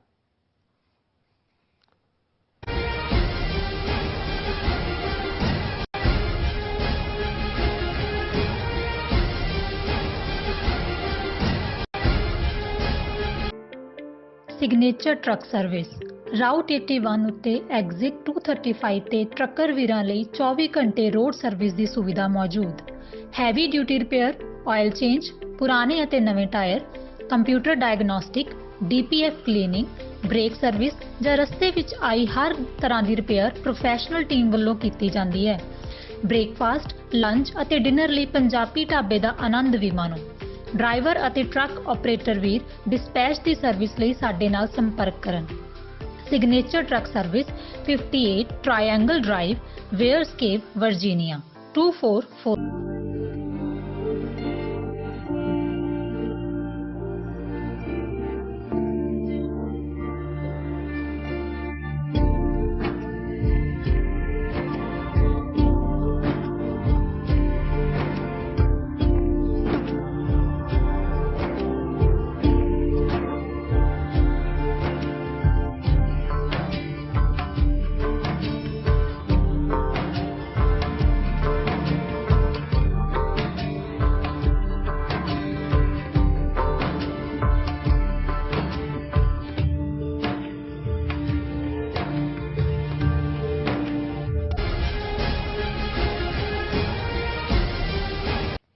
viewers welcome back on program so viewers program ਨੂੰ ਹੋਰ ਅੱਗੇ ਵਧਾਉਂਦੇ ਹਾਂ ਅੱਜ ਦੇ ਦੂਸਰੇ ਅਹਿਮ ਇਸ਼ੂ ਦੇ ਨਾਲ ਉਸ ਦੇ ਵਿੱਚ ਆਪਾਂ ਗੱਲਬਾਤ ਕਰਨ ਜਾ ਰਹੇ ਹਾਂ ਕਿ ਅੱਜ ਨਿਊਯਾਰਕ ਦੀ ਸੈਨੇਟ ਨੇ ਸੈਨੇਟਰ ਸਟੀਫਨ ਸਵੀਨੀ ਵੱਲੋਂ ਪੇਸ਼ ਕੀਤੇ ਇੱਕ ਮਤੇ ਨੂੰ ਪ੍ਰਵਾਨਗੀ ਦਿੱਤੀ ਹੈ ਜਿਸ ਅਨੁਸਾਰ ਨਵੰਬਰ 84 ਦੀ ਸਿੱਖ ਵਿਰੋਧੀ ਹਿੰਸਾ ਨੂੰ ਜੈਨੋਸਾਈਡ ਯਾਨੀ ਕਿ ਨਸਲਕੁਸ਼ੀ ਵਜੋਂ ਮਾਨਤਾ ਦਿੱਤੀ ਗਈ ਹੈ ਸੋ ਇਸ ਬਾਰੇ ਆਪਾਂ ਗੱਲਬਾਤ ਕਰਨ ਜਾ ਰਹੇ ਹਾਂ ਸੋ ਅਸੀਂ ਚਾਹਾਂਗੇ ਕਿ ਤੁਸੀਂ ਇਸੇ ਤਰ੍ਹਾਂ ਬਣੇ ਰਹਿਣਾ ਦੇਖਣ ਸੁਣਨ ਲਈ ਅਤੇ ਲਿਖਣ ਲਈ ਤੁਹਾਡਾ ਸਭ ਦਾ ਬਹੁਤ ਬਹੁਤ ਧੰਨਵਾਦ ਜੀ ਡਾਕਟਰ ਸਾਹਿਬ ਕੀ ਕਹਿਣਾ ਚਾਹੋਗੇ ਦੇਖੋ ਜਦੋਂ ਅਸੀਂ 5 ਤੋਂ 6 ਮਿਲੀਅਨ ਦੇ ਲਗਭਗ ਡਾਇਸਪੋਰਾ ਸਿੱਖਾਂ ਦੀ ਕੰਟਰੀਬਿਊਸ਼ਨ ਦੀ ਗੱਲ ਕਰਦੇ ਹਾਂ ਇਕੱਲਾ ਇਹੀ ਨਹੀਂ ਕਿ ਸਿੱਖ ਕੌਮ ਦੀ ਵੱਖਰੀ ਪਛਾਣ ਜਾਂ ਪੰਜਵੇਂ ਵੱਡੇ ਮਜ਼ਹਬ ਵਜੋਂ ਸਿੱਖਾਂ ਨੂੰ ਰੈਕਗਨਾਈਜ਼ ਕਰਵਾਉਣਾ ਦੁਨੀਆ ਭਰ 'ਚ ਧਾਰਮਿਕ ਤੌਰ ਤੇ ਉਹ ਪ੍ਰਾਪਤੀਆਂ ਨੇ ਸਿਆਸੀ ਤੌਰ ਤੇ ਵੀ ਅਸੀਂ ਦੇਖਦੇ ਹਾਂ ਕਿ ਖਾਲਿਸਤਾਨ ਦੀ ਮੂਵਮੈਂਟ ਦੇ ਲਈ ਜਿਹੜੇ ਛੋਟੇ ਛੋਟੇ ਬੇਬੀ ਸਟੈਪ ਨੇ ਫਾਈਨਲੀ ਜਿਹੜੀ ਫਰੀडम ਹੈ ਉਸ ਦੇ ਲਈ ਤਾਂ ਤੁਹਾਨੂੰ ਕਈ ਐਫਰਟ ਕਰਕੇ ਉੱਥੋਂ ਤੱਕ ਪਹੁੰਚਣ ਦਾ ਹੁੰਦਾ ਪਰ ਉਹ ਆਲਰੇਡੀ ਕਾਮਯਾਬੀ ਦੇ ਨਾਲ ਉਹ ਬੇਬੀ ਸਟੈਪ ਅੱਜ ਜਾਇੰਟ ਸਟੈਪ ਬਣਦੇ ਜਾ ਰਹੇ ਨੇ ਅਮਰੀਕਾ 'ਚ ਜਦੋਂ 5 ਸਾਲ ਪਹਿਲਾਂ ਸਿੱਖਾਂ ਨੇ ਐਫਰਟ ਕਰਕੇ ਅਮਰੀਕਾ ਦਿਆਂ ਨੇ US ਕਾਂਗਰੈਸ਼ਨਲ ਸਿੱਖ ਕਾਕਸ ਬਣਾਈ ਔਰ ਉਸ ਦੇ ਲਈ ਯਤਨ ਤਾਂ 2 ਸਾਲ ਉਸ ਤੋਂ ਪਹਿਲਾਂ ਹੁੰਦਾ ਰਿਹਾ ਪਰ ਅੱਜ ਅਸੀਂ ਦੇਖਦੇ ਹਾਂ ਕਿ 50 ਤੋਂ ਜ਼ਿਆਦਾ ਕਾਂਗਰਸਮੈਨ ਜਿਨ੍ਹਾਂ ਦੇ ਵਿੱਚ ਰਿਪਬਲਿਕਨ ਔਰ ਡੈਮੋਕ੍ਰੈਟ ਦੋਨੋਂ ਹੀ ਨੇ ਉਹ US ਕਾਂਗਰੈਸ਼ਨਲ ਸਿੱਖ ਕਾਕਸ ਦਾ ਹਿੱਸਾ ਨੇ ਇਸੇ ਤਰ੍ਹਾਂ ਅਮਰੀਕਾ ਦੇ ਵਿੱਚ ਪੋਲੀਟੀਕਲ ਔਰ ਰਿਲੀਜੀਅਸ ਮੁੱਦਿਆਂ ਦੇ ਉੱਤੇ ਟਾਈਮ ਟੂ ਟਾਈਮ ਆਪਣਾ ਸਟੈਂਡ ਕਲੀਅਰ ਕਰਨ ਦੇ ਲਈ ਅਮਰੀਕਨ ਸਿੱਖ ਗੁਰਦੁਆਰਾ ਪ੍ਰਬੰਧਕ ਕਮੇਟੀ ਜਿਹਦੀ ਹੋਂਦ ਨੂੰ ਆਲਮੋਸਟ 20 ਸਾਲ ਹੋ ਗਏ ਨੇ ਉਸ ਦੀ ਇੱਕ ਆਪਣੀ ਦੇਣ ਹੈ ਜਿਹੜਾ ਖਾਸ ਤੌਰ ਤੇ ਪਾਕਿਸਤਾਨ ਦੇ ਵਿੱਚ ਪਾਕਿਸਤਾਨ ਸਿੱਖ ਗੁਰਦੁਆਰਾ ਪ੍ਰਬੰਧਕ ਕਮੇਟੀ ਨਾਲ ਤਾਲਮੇਲ ਕਰਕੇ ਜਿਹੜੀ ਉੱਥੇ ਸੇਵਾ ਸੰਭਾਲ ਹੈ ਔਰ ਜਿਹੜੀ ਹੁਣ ਕਰਤਾਰਪੁਰ ਸਾਹਿਬ ਕੋਰੀਡੋਰ ਦੇ ਖੁੱਲ੍ਹਣ ਤੱਕ ਗੱਲ ਪਹੁੰਚਦੀ ਹੈ ਉਸ ਦੇ ਵਿੱਚ ਅਮਰੀਕਨ ਗੁਰਦੁਆਰਾ ਪ੍ਰਬੰਧਕ ਕਮੇਟੀ ਨੇ ਆਪਣਾ ਕਾਫੀ ਰੋਲ ਅਦਾ ਕੀਤਾ ਹੋਇਆ ਇੱਕ ਸਟੇਜ ਤੇ ਉਹ ਲੱਗਾ ਕਿ ਰੀਜਨ ਵਾਈਜ਼ ਵੀ ਕੁਝ ਕੰਮ ਕਰਨ ਦੀ ਲੋੜ ਹੁੰਦੀ ਹੈ ਜਿਹਦੇ 'ਚ ਤੁਹਾਨੂੰ ਇਮੀਡੀਏਟਲੀ ਜਿਹੜਾ ਹੈ ਉਹ ਕੋਈ ਐਕਸ਼ਨ ਦੀ ਲੋੜ ਹੁੰਦੀ ਹੈ ਤੇ ਇਹ ਈਸਟ ਕੋਸਟ ਸਿੱਖ ਕੋਆਰਡੀਨੇਸ਼ਨ ਕਮੇਟੀ ਜਿਹੜੀ ਹੈ ਇਹ ਹੋਂਦ ਦੇ ਵਿੱਚ ਆਈ ਜਿਹਦੇ 'ਚ ਜਿਹੜਾ ਹੈ ਉਹ ਕਾਫੀ ਵੱਡੀ ਗਿਣਤੀ 'ਚ ਗੁਰਦੁਆਰਾ ਸਾਹਿਬਾਨ ਸਿੱਖ ਸੁਸਾਇਟੀਜ਼ ਨੇ ਜੁਆਇਨ ਕੀਤਾ ਔਰ ਉਹਨਾਂ ਦੀ 5 ਮੈਂਬਰੀ ਪੰਥਕ ਕਮੇਟੀ 5 ਮੈਂਬਰੀ ਕਮੇਟੀ ਔਰ ਖਾਸ ਤੌਰ ਤੇ ਜਿਹਦੇ 'ਚ ਭਾਈ ਹਿੰਮਤ ਸਿੰਘ ਜਿਹੜੇ ਉਹ ਕੋਆਰਡੀਨੇਟਰ ਨੇ ਐਫਰਟ ਉਹਦੇ ਥੱਲੇ ਬੜੇ ਮਜ਼ਬੂਤ ਫੈਸਲੇ ਲਏ ਗਏ ਜਿਨ੍ਹਾਂ 'ਚੋਂ ਇੱਕ ਫੈਸਲਾ ਸੀ ਕਿ ਕਿਸੇ ਵੀ ਭਾਰਤੀ ਡਿਪਲੋਮੈਟ ਉਹਨਾਂ ਦੇ ਐਂਬੈਸਡਰ ਜਾਂ ਕੌਂਸਲਰ ਸਟਾਫ ਨੂੰ ਕਿਸੇ ਗੁਰਦੁਆਰਾ ਸਟੇਜ ਤੋਂ ਬੋਲਣ ਨਹੀਂ ਦਿੱਤਾ ਜਾਏਗਾ ਕਿ ਉਹ ਠੀਕ ਹੈ ਆਮ ਸ਼ਰਧਾਲੂ ਵਾਂਗ ਉਹ ਆ ਸਕਦੇ ਨੇ ਔਰ ਉਹ ਫੈਸਲੇ ਦਾ ਨਤੀਜਾ ਸੀ कि ये फिर थां थाई किन्ने मुल्कां दे विच कैनेडा आस्ट्रेलिया और दूर दूर तक इनू इंप्लीमेंट किया गया जिहड़ा जारी है। एक पार्ट जिहड़ा विद इन द सिस्टम तुसी अपनी थां बनांदे हो जदों असीं किसी स्टेट दी लैजिसलेचर दी गल करदे हैं, जिवें हर स्टेट दी अपनी असैंबली है, अपनी सैनेट है, और अप्रैल खालसा साधना दिवस होए उहदी रैकगनीशन अमरीका च बहुत सारियां स्टेटां ने इस दिन नूं as a Sikh national day वजों रैकगनाइज किया होया है। और इस तरह नवंबर 84 नूं नस्लकुशी सिख नस्लकुशी के तौर पर रैकगनाइज करवाउण दे लई भी एक स्टेट ऑफ कनैटिकट होए, स्टेट ऑफ पेनसिल्वेनिया होए, स्टेट ऑफ कैलीफोर्निया जेनोसाइड लफज नहीं सी उन्होंने इस्तेमाल किया but they came close to it. और इस सारे एफर्ट दे विच जिहड़ा है क्योंकि जदों तुसीं इस हद तक लॉबी नूं लै जांदे हो तो फिर उस तो अगला स्टैप हुंदा है कि जे एक स्टेट तुहाडा जेनोसाइड कर रही है तो फिर तुहाडा हुण जे इजराइल की होंद निकलती है तो इस परसीक्यूशन के नाल जोड़ के कि जी हिटलर ने की किया, नाजिया ने की किया, हॉलोकॉस्ट लफज इस्तेमाल किया गया। सो असीं कल नूं जदों अपने कॉज खालिस्तान लई लॉबी करनी है, हालां कौन इनू कहंदा है या नहीं इहदे नाल फर्क नहीं पैंदा, पर पोलीटिकली जदों किसी स्टेट की लैजिसलेचर जां सैनेट ये रेजोल्यूशन करती है कि भाई ये जो नवंबर 84 च होया है ये सिख विरोधी दंगे नहीं सी जां महज सिख विरोधी हिंसा नहीं सी, ये state sponsored state executed genocide सी। और 37 साल बीतन बाद भी 38 साल किसी नूं सजा याफ्ता नहीं किया गया। सो इस सारी लॉबी के चैप्टर दे विच अज एक होर गोल्डन चैप्टर लॉबी के एंगल तो ऐड होया है जदों कि न्यू जर्सी स्टेट की सैनेट ने जिस दे विच सैनेटर स्टीफन स्वीनी ने रेजोल्यूशन लियांदा है कि जिहड़ा नवंबर 84 नूं जिहड़ा वो एंटाई सिख वायलेंस दे तौर पर ही नहीं बल्कि एक जेनोसाइड के तौर पर रैकगनाइज किया जाए। और अज ये रेजोल्यूशन जिहड़ा कि उन्हां दी सैनेट दे विच मूव होया, हालांकि क्योंकि कोविड-19 वेरीएंट के चलते हैं बड़ी रिस्ट्रिक्टेड एंट्री है। सो डेलीगेशन एक जिहदे East Coast Sikh coordination committee के मैंबर साहबान शामिल सन, अमेरिकन गुरुद्वारा प्रबंधक कमेटी के जिहड़ा है वो और यूएस कांग्रेशनल सिख कॉकस के डॉक्टर प्रितपाल सिंह कैलीफोर्निया तो आए और टीवी 84 की टीम भी मौके के उत्ते अंदर उन्होंने हाउस जी नूं कवर किया जदों ये जिहड़ा रेजोल्यूशन मूव होया। दर्शक स्क्रीन के उत्ते पिक्चर्स देख सकते हैं और उसका जिहड़ा एग्जैक्ट ये रेजोल्यूशन है उहदी मैं कंटेंट शेयर करना चाहांगा। और उहदे च है कि senate resolution condemning November 1984 anti-Sikh violence in India as genocide, whereas the Sikh community which originated in Punjab, India and began immigrating into United States over 100 years ago has played an important role in developing the United States and New Jersey। कि भी सिख कौम जड़ी लगभग 100 साल पहला जड़े सिख अमरीका च आए और उन्होंने अमरीका और न्यू जर्सी स्टेट नूं डिवेलप करने दे विच अपना योगदान पाया। Whereas Sikhism is the world's 5th largest religion with nearly 30 million adherents, including roughly 1 million in the United States। कि सिख धर्म दुनिया का 5वां वड्डा धर्म है जिहदे च जिहड़ा है वो 30 मिलियन सिख ने और 1 मिलियन जिहड़े ने अमरीका च रहिंदे ने। Whereas the Sikh genocide began on November 1st, 1984 after the assassination of Indian Prime Minister Indira Gandhi in the capital territory of Delhi and states of अगे लगभग 15 स्टेटां दे नाम दिते ने दिल्ली तो इलावा जिथे जिथे सिखां दी नस्लकुशी हुई। Whereas the Sikh genocide lasted 3 days and over 30,000 Sikhs were brutally murdered as they were hunted in their homes where they were hacked and burned alive। कि इन्हां 3 दिनां दे विच 30,000 तो ज़्यादा सिखां नूं घरां दे विच भी जिउंदे साड़िया गया और उन्हां दे टुकड़े कीते गए hacked. Whereas on April 16, 2015, the California State Assembly unanimously passed Assembly Concurrent Resolution 34, which recognized the systematic and organized killings of Sikhs by Indian government in Delhi and remembered those who lost their lives during 1984 Sikh genocide। उन्होंने refer किया है new jersey senate ਨੇ ਕਿ ਇਹੋ ਜਿਹਾ resolution ਅਪ੍ਰੈਲ 16 2015 ਨੂੰ California ਦੀ state assembly ਵੱਲੋਂ ਵੀ ਜਿਹੜਾ ਹੈ ਉਹ ਪੇਸ਼ ਹੋ ਕੇ ਪਾਸ ਕੀਤਾ ਜਾ ਚੁੱਕਾ ਹੈ। ਫਿਰ wear as on October 17 2018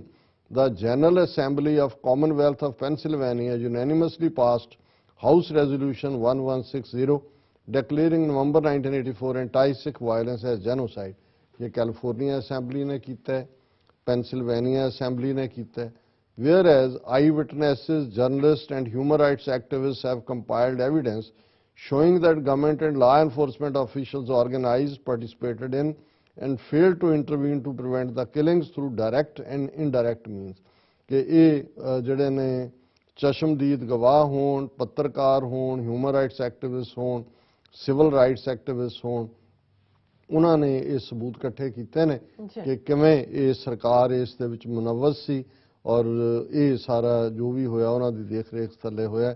Whereas as recently as 2011 mass graves have been discovered in the villages of Honchillad and Pataudi in Haryana, and many more will continue to be discovered in the future with Indian government officials and police flouting impunity। कि even ਹਰਿਆਣੇ ਦੇ ਵਿੱਚ ਹੋਂਦ-ਚਿੱਲੜ ਔਰ ਪਟੌਦੀ ਦੇ ਵਿੱਚ ਇਹ ਸਬੂਤ ਸਾਹਮਣੇ ਆਏ ਕਿ ਕਿਵੇਂ ਜਿਹੜਾ ਸਿੱਖਾਂ ਦੀ ਨਸਲਕੁਸ਼ੀ ਹੋਈ। ਆਉਣ ਵਾਲੇ ਪੀਰੀਅਡ 'ਚ ਹੋਰ ਵੀ ਆਏਗਾ। ਫਿਰ whereas the widow colony, the Tilak Vihar neighborhood in New Delhi still houses thousands of Sikh women who were forced to bear mass rape and witness the hacking, burning and murder of their husbands, fathers and sons, and who are still calling for justice against the perpetrators। कि widow colony ਜਿਹੜੀ ਕਿ ਤਿਲਕ ਵਿਹਾਰ 'ਚ ਹੈ, ਹਜ਼ਾਰਾਂ ਸਿੱਖ ਬੇਵਾਵਾਂ ਉੱਥੇ ਨੇ ਜਿਨ੍ਹਾਂ ਦੇ ਨਾਲ ਜਬਰ ਜਨਾਹ ਹੋਇਆ, ਜਿਨ੍ਹਾਂ ਦੇ ਪਤੀ ਭਰਾ ਪੁੱਤਰ ਜਿਹੜੇ ਨੇ ਉਹ ਕੋ ਕੇ ਮਾਰੇ ਗਏ। Whereas many of the survivors of Sikh genocide eventually immigrated to United States and established large Sikh communities in places such as Fresno, Yuba City, Stockton। ਫਿਰ ਸਾਰੇ ਏਰੀਏ ਦਿੱਤੇ ਨੇ ਕਿ ਜਿਹੜੇ ਸਿੱਖਾਂ ਨੇ ਸਫ਼ਰ ਕੀਤਾ ਉਹ ਅਮਰੀਕਾ 'ਚ ਆ ਕੇ ਇਹਨਾਂ ਥਾਵਾਂ ਦੇ ਉੱਤੇ ਵਸੇ ਹੋਏ ਨੇ। Whereas the Sikh community in United States and New Jersey has recovered from the material damages of the genocide as they continue to keep the memory of those who were killed alive and will never forget the Sikh genocide। ਕਿ ਇਹ ਜਿਹੜੇ ਨੇ new jersey 'ਚ ਰਹਿਣ ਵਾਲੇ ਸਿੱਖ ਉਹਨਾਂ ਨੇ ਆਪਣੀ ਜ਼ਿੰਦਗੀ ਤਾਂ ਸ਼ੁਰੂ ਕਰ ਲਈ, ਮੈਟੀਰੀਅਲ ਡੈਮੇਜ ਖਤਮ ਹੋ ਗਿਆ, ਜਿਹੜਾ ਉਹ ਪੂਰਾ ਹੋ ਗਿਆ, ਲੇਕਿਨ ਉਹ ਅਜੇ ਵੀ ਉਹਨਾਂ ਯਾਦਾਂ ਨੂੰ ਜੋ ਨਵੰਬਰ 84 ਦੀਆਂ ਨੇ ਉਹਨਾਂ ਦੇ ਜ਼ਿਹਨ ਦੇ ਵਿੱਚ ਨੇ। Whereas recognizing the state sponsored violence that targeted Sikhs across India in 1984 is an important and historic step towards justice, accountability and reconciliation which should be an example to other governments। ਕਿ ਵੀ ਇਹ new jersey ਦੀ senate ਜਦੋਂ ਇਸ ਨੂੰ recognise ਕਰ ਰਹੀ ਹੈ, ਇਹ ਇੱਕ ਇਨਸਾਫ ਵੱਲ ਚੁੱਕਿਆ ਕਦਮ ਹੈ, ਇਤਿਹਾਸਕ ਕਦਮ ਹੈ, ਤਾਂ ਕਿ ਭਾਰਤ ਨੂੰ ਇਸ ਦੇ ਲਈ ਜਵਾਬਦੇਹ ਵੀ ਠਹਿਰਾਇਆ ਜਾਏ ਔਰ ਇਸ ਦੇ ਲਈ ਉਹਨਾਂ ਵਿੱਚ should be an example of for other to other governments. Now therefore be it resolved by the Senate of the state of New Jersey। ਇਹ ਸਾਰਾ ਦੇ ਕੇ ਕਿ ਵੀ ਹੁਣ ਜਿਹੜੀ ਨਿਊ ਜਰਸੀ ਦੀ ਸੈਨੇਟ ਇਹਨੂੰ ਰਿਜ਼ੋਲਵ ਕਰਦੀ ਹੈ। Number 1 the New Jersey Senate condemns the November 1984 anti-Sikh violence in India as genocide। ਕਿ ਇਹ ਸੈਨੇਟ ਜਿਹੜੀ ਹੈ ਉਹਨੂੰ ਨਸਲਕੁਸ਼ੀ ਦੇ ਤੌਰ ਤੇ ਲੈਂਦੀ ਔਰ ਇਹਨੂੰ ਕੰਡੈਮ ਕਰਦੀ ਹੈ। Copies of this resolution as filed with Secretary of State shall be transmitted by Secretary of Senate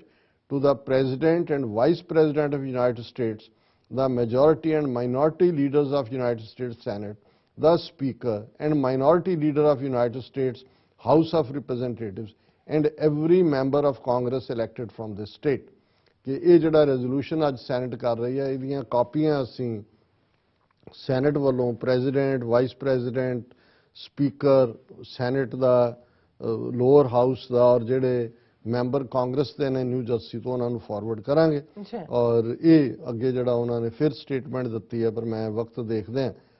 ਅੱਗੇ ਨਹੀਂ ਜਾਵਾਂਗਾ, ਉਹਦੇ 'ਚ ਉਹੀ ਹੈ ਜਿਹੜਾ ਵੇਅਰ ਐਜ਼ ਦੇ ਵਿੱਚ ਉਹਨਾਂ ਨੇ ਰਿਜ਼ੋਲਵ ਕੀਤਾ ਔਰ ਐਂਡ 'ਚ ਉਹਨਾਂ ਨੇ ਇਹੀ ਕਿਹਾ ਕਿ this resolution recognizes and condemns the state sponsored violence that targeted Sikhs across India in 1984 as important and historical step towards justice, accountability and reconciliation which should be an example to other governments। So ਅਸੀਂ new jersey senate और खास तौर पर senator Stephen Sweeney जिन्होंने move किया और इसनों असी समझते हैं कि इस लैवल तक पहुंचने ਲਈ किन्नी लॉबी करनी पैंदी है और US Congressional Sikh Caucus, East Coast Sikh Coordination Committee, American Gurdwara Prabandhak Committee और वो इंडिविजुअल्स न्यू जर्सी के खास तौर पर क्योंकि हमेशा लॉबी का सेंटर लोकल लैवल पर होंदा है असी उन्हां सारियां दा शुक्रिया अदा करते हैं और इंडियन स्टेट नूं भी यह मैसेज गया कि भाई तुसीं जो जुल्म कीते ने उहदे लई तुहानूं जवाबदेह बनाया जाएगा। जिहड़ी गल मैं कुलदीप नैयर नूं 1994 दे विच शिकागो दी स्टेज तो कही सी कि तुसी वार क्रिमिनल हो, we will chase you, find you, extradite you, try you and hang you. माफी नहीं, वार क्रिमिनल्स ਲਈ कोई माफी नहीं। सो ये एक ਵੱਡਾ ਜਿਹੜਾ ਜਾਇੰਟ ਸਟੈਪ ਹੈ ਉਸ ਅਕਾਊਂਟੇਬਿਲਟੀ ਦੇ ਲਈ ਜਿਹੜੀ ਇੰਡੀਅਨ ਸਟੇਟ ਨੂੰ ਜਿਹਦੇ ਲਈ ਅਲਟੀਮੇਟਲੀ ਜਵਾਬਦੇਹ ਕੀਤਾ ਜਾਏਗਾ ਆਉਣ ਵਾਲੇ ਫਿਊਚਰ। ਜੀ ਡਾਕਟਰ ਸਾਹਿਬ ਤੁਹਾਡਾ ਬਹੁਤ ਬਹੁਤ ਧੰਨਵਾਦ। ਸੋ ਅਥਲੇ ਨੇ ਬ੍ਰੇਕ ਵਿਊਅਰਸ ਤੁਸੀਂ ਨੇ ਇਸੇ ਤਰ੍ਹਾਂ ਬਣੇ ਰਹਿਣਾ। ਮਿਲਦੇ ਹਾਂ ਛੋਟੇ ਜਿਹੇ ਬ੍ਰੇਕ ਤੋਂ ਬਾਅਦ।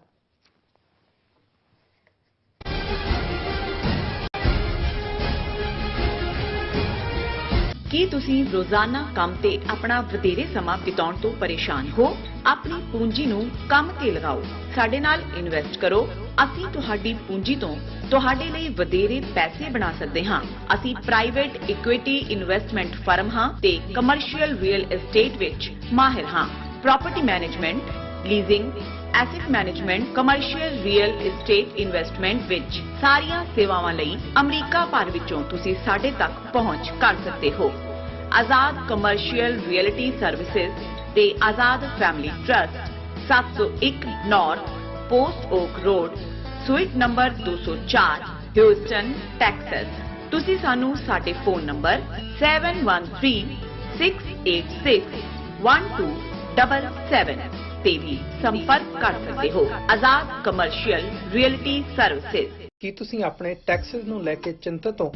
ਤੁਸੀਂ ਆਪਣੀ ਕਮਾਈ ਲਈ ਮਿਹਨਤ ਕਰਦੇ ਹੋ, ਭਾਵੇਂ ਤੁਸੀਂ ਨੌਕਰੀ ਵਿੱਚ ਹੋਵੋ ਜਾਂ ਆਪਣਾ ਬਿਜ਼ਨਸ ਚਲਾਉਂਦੇ ਹੋ। ਜਦੋਂ ਟੈਕਸ ਭਰਨ ਦਾ ਸਮਾਂ ਆਉਂਦਾ ਤਾਂ ਤੁਹਾਨੂੰ ਇੱਕ ਭਰੋਸੇਯੋਗ ਟੈਕਸ ਅਕਾਊਂਟੈਂਟ ਦੀ ਲੋੜ ਹੈ ਜੋ ਟੈਕਸ ਬੈਲੈਂਸ ਦਾ ਤੁਹਾਡੇ ਪੱਖ ਵਿੱਚ ਜਾਣਾ ਯਕੀਨੀ ਬਣਾਵੇ। ਸਿਆਟਲ ਦੀ ਜਾਣੀ ਪਛਾਣੀ company accurate accountants and taxes ਤੁਹਾਡੀ ਸੇਵਾ ਵਿੱਚ ਹਾਜ਼ਰ ਹੈ। ਅਸੀਂ ਹਰ ਤਰ੍ਹਾਂ ਦੇ ਟੈਕਸ ਭਰਨ ਵਿੱਚ ਤੁਹਾਡੀ ਮਦਦ ਕਰਾਂਗੇ।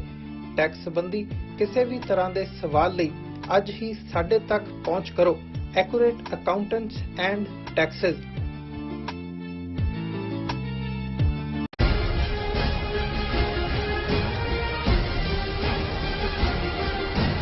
ਦਰਸ਼ਕੋ ਬ੍ਰੇਕ ਤੋਂ ਬਾਅਦ ਤੁਹਾਡਾ ਸਭ ਦਾ ਭਰਪੂਰ ਸਵਾਗਤ ਹੈ। ਵੀਅਰਸ ਹੁਣ ਆਪਾਂ ਗੱਲਬਾਤ ਕਰਨ ਜਾ ਰਹੇ ਹਾਂ ਕਿ ਭਾਰਤੀ ਇਲੈਕਸ਼ਨ ਕਮਿਸ਼ਨ ਵੱਲੋਂ 14 ਫਰਵਰੀ ਨੂੰ ਪੰਜਾਬ ਵਿੱਚ ਚੋਣਾਂ ਕਰਾਏ ਜਾਣ ਤੇ ਐਲਾਨ ਤੋਂ ਬਾਅਦ ਪੰਜਾਬ ਵਿੱਚ ਜਿਹੜੀਆਂ ਸਿਆਸੀ ਸਰਗਰਮੀਆਂ ਤੇਜ਼ ਹੋ ਗਈਆਂ ਨੇ। ਸੋ ਕਿਸਾਨ ਜਥੇਬੰਦੀਆਂ ਚੋਣਾਂ ਲੜਨ ਦੇ ਮੁੱਦੇ ਤੇ ਇਕੱਠੀਆਂ ਹੋ ਰਹੀਆਂ ਨੇ। ਸੋ ਅੱਜ ਬੀਜੇਪੀ ਵੱਲੋਂ ਅਜੇ ਵੀ ਮੋਦੀ ਦੇ ਸੁਰੱਖਿਆ ਇਸ਼ੂ ਨੂੰ ਲੈ ਕੇ ਹਾਲ ਪਾਰਿਆ ਕੀਤਾ ਜਾ ਰਿਹਾ। ਸੋ ਇਸ ਬਾਰੇ ਆਪਾਂ ਗੱਲਬਾਤ ਕਰਨ ਜਾ ਰਹੇ ਹਾਂ। ਸੋ ਅਸੀਂ ਚਾਹਾਂਗੇ ਕਿ ਤੁਸੀਂ ਨਾਲ ਇਸੇ ਤਰ੍ਹਾਂ ਬਣੇ ਰਹਿਣਾ। ਦੇਖਣ ਸੁਣ ਲਈ ਲਿਖਣ ਲਈ ਤੁਹਾਡਾ ਸਭ ਦਾ ਬਹੁਤ ਬਹੁਤ ਸ਼ੁਕਰੀਆ। ਜੀ ਡਾਕਟਰ ਸਾਹਿਬ ਕੀ ਕਹਿਣਾ ਚਾਹੋਗੇ?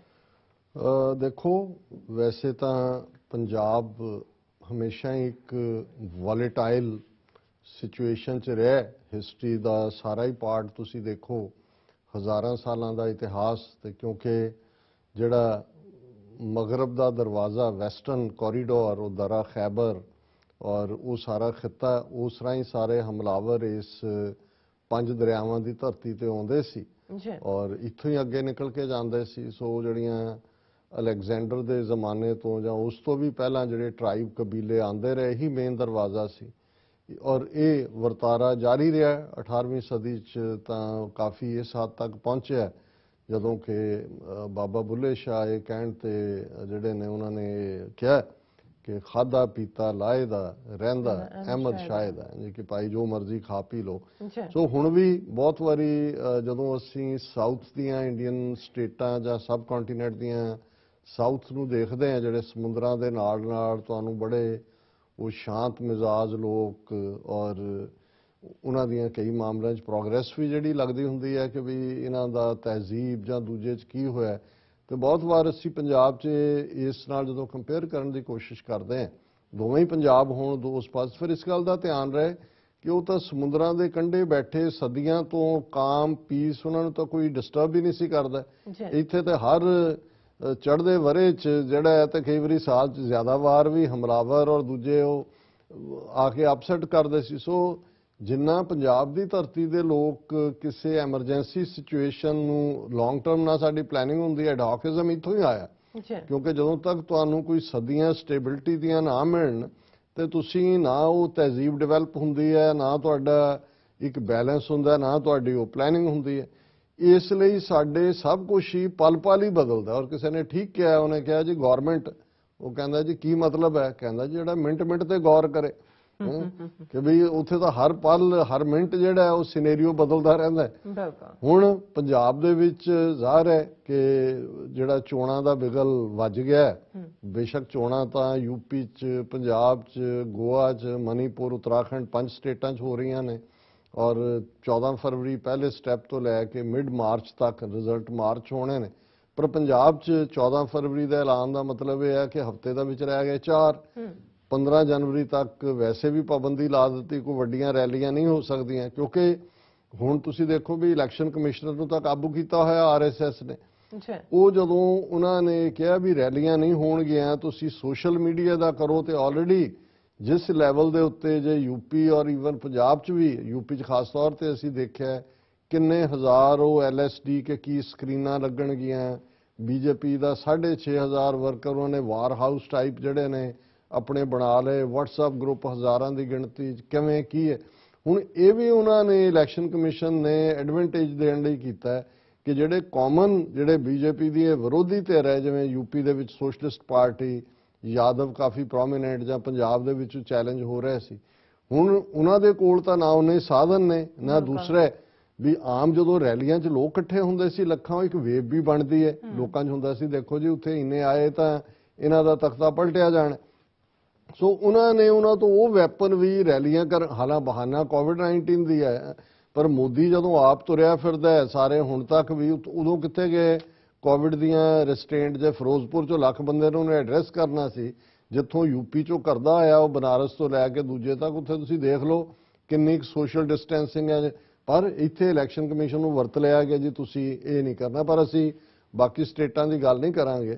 ਪੰਜਾਬ ਦੇ ਹਵਾਲੇ ਦੇ ਨਾਲ ਤਾਂ ਹੁਣ ਇਹ ਹੁੰਦਾ ਹੈ ਵੀ ਜਿਵੇਂ ਤੁਸੀਂ ਕਿਸੇ ਅਖਾੜੇ ਦੇ ਵਿੱਚ, ਖਾਸ ਤੌਰ ਤੇ ਜਦੋਂ ਮੇਲਿਆਂ ਦੇ ਵਿੱਚ ਛਿੰਝ ਪੈਂਦੀ ਸੀ, ਉਦੋਂ ਤੁਸੀਂ ਦੇਖੋ ਤਾਂ ਫਿਰ ਕੋਈ ਪਹਿਲਵਾਨ ਕਿਤੇ ਹੈ, ਕੋਈ ਡੰਡ ਬੈਠਕਾਂ ਲਾ ਰਿਹਾ, ਕੋਈ ਦੂਜਾ ਹੈ ਉਹ ਪੂਰਾ ਇੱਕ ਪਾਸੇ ਇੱਕ ਉਤਰ ਰਿਹਾ, ਦੂਜੇ ਪਾਸੇ ਦੂਜਾ ਉਤਰ ਰਿਹਾ, ਔਰ ਇਹ ਹੁੰਦਾ ਜੀ ਬਾਈਸਿਕਲ ਤਾਂ ਹੁੰਦੀ ਵੀ ਰਮਾਲੀ ਕਿਹਨੇ ਲਿਜਾਣੀ, ਇਹ ਛਿੰਝ ਦਾ ਜਾਂ ਅਖਾੜੇ ਦਾ ਹੈ।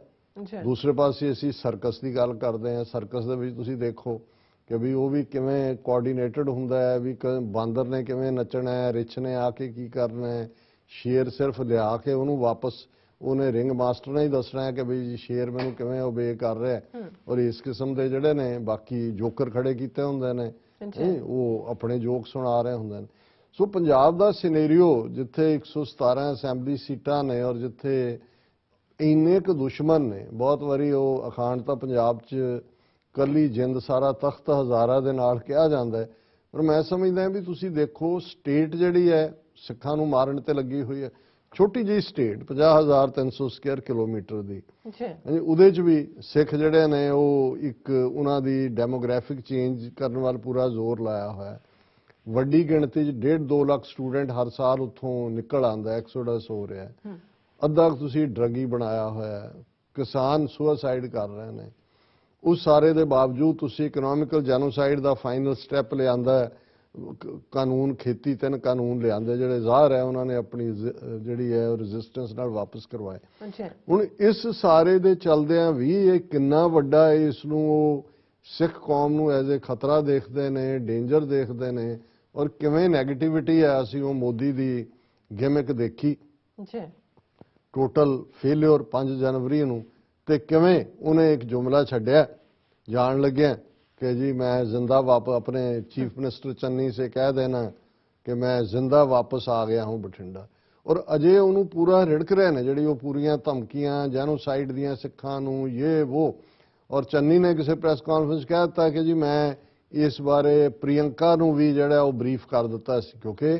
ਇੰਨਾ ਕੁ ਕਾਂਗਰਸ ਨੂੰ ਔਰ ਦੂਜਿਆਂ ਨੂੰ ਘਬਰਾ ਦਿੱਤਾ ਉਹਨਾਂ ਨੇ, ਜਿੰਨਾ ਤੁਸੀਂ ਪ੍ਰਚਾਰ ਦੇਖੋ ਕੱਲਾ ਉਹ ਤਾਂ ਸੋਨੀਆ ਔਰ ਕਾਂਗਰਸ ਸਿੱਖਾਂ ਦੇ ਤਾਂ ਕਰ ਹੀ ਰਹੇ ਨੇ, ਔਰ ਸੋਨੀਆ ਨੂੰ ਈਸਾਈ, ਚਰਨਜੀਤ ਚੰਨੀ ਵੀ ਈਸਾਈ, ਉਹਨੇ ਕਰਕੇ ਮੋਦੀ ਨੂੰ ਮਾਰ ਦੇਣਾ ਸੀ। ਉਹ ਬੇਈਮਾਨ ਦੀ ਧੀ ਕਿਰਨ ਬੇਦੀ ਜਿਹੜੀ ਕਦੇ ਅੰਨਾ ਹਜ਼ਾਰੇ ਨਾਲ ਜਾ ਕੇ ਬੈਠੀ, ਕਦੇ ਅੰਮ੍ਰਿਤਸਰ ਦੀ ਕੁੜੀ ਕਹਿ ਕੇ ਉੱਥੇ ਸਿੱਖਾਂ ਦੀਆਂ ਵੋਟਾਂ ਦਿੱਲੀ 'ਚ ਮੰਗਦੀ ਰਹੀ,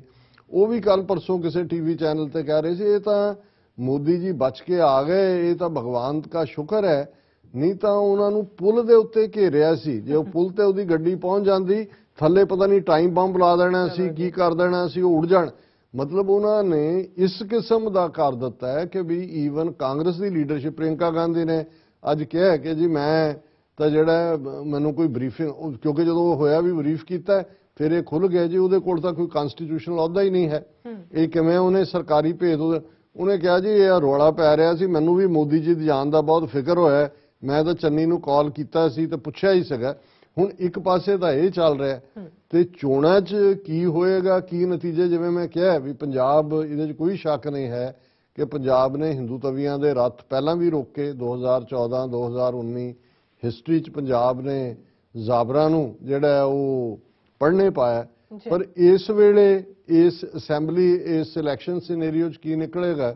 ਸਿੱਖ ਪਰਸਪੈਕਟਿਵ ਜਾਂ ਖਾਲਿਸਤਾਨੀ ਪਰਸਪੈਕਟਿਵ ਤੋਂ ਤਾਂ ਅਸੀਂ ਇਸ ਸਾਰੇ ਨੂੰ ਵੀ ਗਿਮਿਕ ਹੀ ਸਮਝਦੇ, ਇਲੈਕਸ਼ਨ ਵੀ ਗਿਮਿਕ ਹੀ ਹੈ। ਪਰ ਅਸੀਂ ਤਾਂ ਜੂਨ 84 'ਚ ਹੀ ਸਿੱਟੇ ਤੇ ਪਹੁੰਚ ਗਏ ਸੀ ਕਿ ਇੰਡੀਅਨ ਸਟੇਟ ਨਾਲ ਅਸੀਂ ਕੋਈ ਵਾਸਤਾ ਨਹੀਂ ਹੈ ਔਰ ਖਾਲਿਸਤਾਨ ਤੋਂ ਬਿਨਾਂ ਸਾਡਾ ਕੋਈ ਹੋਰ ਹੱਲ ਨਹੀਂ ਹੈ। ਲੇਕਿਨ ਕਿਉਂਕਿ ਡੇ ਟੂ ਡੇ ਜਿਹੜੇ ਲੋਕ ਸਾਰੇ ਸਿਸਟਮ 'ਚ ਨੇ, ਉਹਨਾਂ ਦੀ ਦਿਲਚਸਪੀ ਵੀ ਹੈ, ਉਹ ਜਾਣਨਾ ਵੀ ਚਾਹੁੰਦੇ ਨੇ। ਔਰ ਹੁਣ ਇਹਦੇ 'ਚ ਅਸੀਂ ਦੇਖ ਰਹੇ ਹਾਂ ਵੀ ਇੰਨਾ ਕੁ ਇੰਟਰਸਟਿੰਗ ਸਿਨੈਰੀਓ ਇਹ ਬਣਦਾ ਜਾ ਰਿਹਾ ਹੈ, ਕਿਉਂਕਿ ਬੀਜੇਪੀ ਦੇ ਚਿੱਤ ਹੋਣ ਨਾਲ ਜਿਹੜੀ ਫਿਰੋਜ਼ਪੁਰ ਰੈਲੀ ਦਾ ਫਲॉप ਹੋਣਾ ਹੈ, ਕੈਪਟਨ ਅਮਰਿੰਦਰ, ਢੀਂਡਸੇ, ਉਹ ਵੀ ਨਾਲ ਹੀ ਚਿੱਤ ਹੋ ਗਏ, ਉਹ ਵੀ ਤੁਹਾਡੇ ਤਾਂ ਪੱਲੇ ਹੀ ਕੁਝ ਨਹੀਂ ਹੈ। ਹੁਣ ਦੂਸਰੇ ਪਾਸੇ ਕਿਸਾਨ ਜਥੇਬੰਦੀਆਂ, ਰਾਜੇਵਾੜ ਐਂਡ ਕੰਪਨੀ, ਜਿਨ੍ਹਾਂ ਨੇ ਇੱਕ ਸਟੇਜ ਤੇ ਗੁਰਨਾਮ ਸਿੰਘ ਚੜੂਨੀ ਨੂੰ ਸਸਪੈਂਡ ਕਰ ਦਿੱਤਾ ਸੀ ਹਫ਼ਤੇ ਲਈ ਆਪਣੇ ਉਸ ਗਰੁੱਪ 'ਚੋਂ ਕਿ ਜੀ ਉਹ ਕਹਿੰਦਾ ਮੈਂ ਪੰਜਾਬ ਦੀਆਂ ਚੋਣਾਂ ਲੜਨੀਆਂ, ਉਹਨੇ ਮਿਸ਼ਨ ਪੰਜਾਬ ਡਿਕਲੇਅਰ ਕੀਤਾ ਸੀ। ਹੁਣ ਉਹਨਾਂ ਨੇ 22 ਜਥੇਬੰਦੀਆਂ ਨੇ ਤਾਂ ਪਹਿਲਾਂ ਹੀ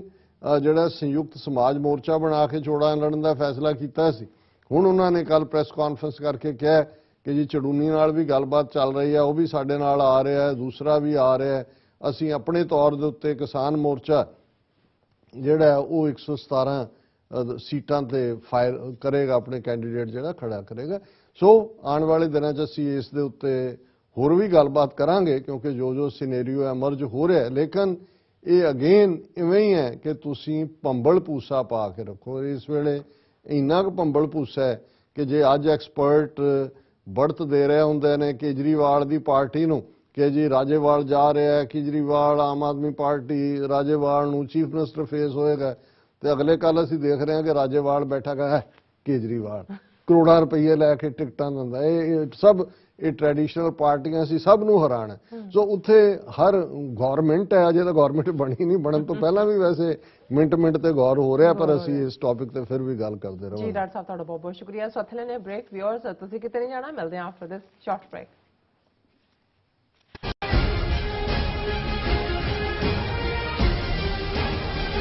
ਕੀ ਤੁਹਾਨੂੰ 30, 40 ਜਾਂ 50 ਦਿਨ ਵੇਟ ਕਰਨੀ ਪੈ ਰਹੀ ਹੈ ਤੁਹਾਡੇ ਚੈੱਕ ਲਈ? ਫਿਰ ਬ੍ਰੋਕਰਾਂ ਪਿੱਛੇ ਭੱਜਦੇ ਫਿਰਦੇ ਹੋ ਪੈਸੇ ਲਈ, ਬਹੁਤ ਜ਼ਿਆਦਾ ਟਾਈਮ ਵੇਸਟ ਹੋ ਜਾਂਦਾ ਇੱਦਾਂ ਤਾਂ। ਜੇ ਤੁਸੀਂ ਅੱਜ ਹੀ ਪੈਸੇ ਲੈਣੇ ਤਾਂ ਬੌਬਟੇਲ ਨੂੰ ਕਾਲ ਕਰੋ। ਬੌਬਟੇਲ ਤੁਹਾਡੀਆਂ ਇਨਵੌਇਸਿਸ ਸੇਮ ਡੇ ਫੰਡ ਕਰ ਸਕਦੇ ਹਨ for a small fee, no contract, no reserve and no hidden fees। ਅੱਜ ਹੀ ਕਾਲ ਕਰੋ ਬੌਬਟੇਲ ਨੂੰ ਤੇ ਤੁਹਾਡਾ ਪਹਿਲਾ ਮਹੀਨਾ free. 410 204 2084। Again 410 204 2084। Signature truck service route 81 ਉੱਤੇ ਐਗਜ਼ਿਟ 235 ਤੇ ਟਰੱਕਰ ਵੀਰਾਂ ਲਈ 24 ਘੰਟੇ ਰੋਡ ਸਰਵਿਸ ਦੀ ਸੁਵਿਧਾ ਮੌਜੂਦ।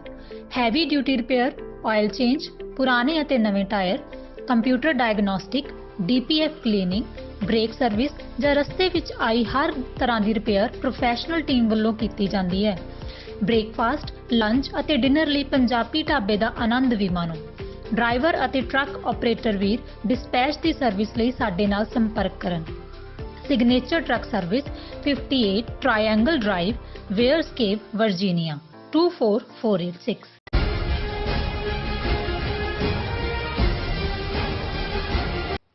Viewers welcome back to program. So viewers ਹੁਣ ਆਪਾਂ ਚੀਨ ਤੇ ਭਾਰਤ ਦੇ ਹਵਾਲੇ ਨਾਲ ਗੱਲਬਾਤ ਕਰਨ ਜਾ ਰਹੇ ਹਾਂ ਕਿ ਚੀਨ ਨੇ ਭਾਰਤ ਨੂੰ ਸਿੱਧੇ ਤੌਰ ਤੇ ਧਮਕੀ ਦਿੰਦਿਆਂ ਕਿਹਾ ਹੈ ਕਿ ਸ੍ਰੀਲੰਕਾ ਅਤੇ ਚੀਨ ਦੇ ਸਬੰਧਾਂ ਵਿੱਚ ਕੋਈ ਤੀਸਰੀ ਧਿਰ ਜਿਹੜੀ ਦਖਲ ਅੰਦਾਜ਼ੀ ਦੀ ਕੋਸ਼ਿਸ਼ ਨਾ ਕਰੇ। ਚੀਨ ਦੇ ਫੋਰਨ ਮਿਨਿਸਟਰ ਵੱਲੋਂ ਇਹ ਬਿਆਨ ਉਦੋਂ ਆਇਆ ਹੈ ਕਿ ਜਦੋਂ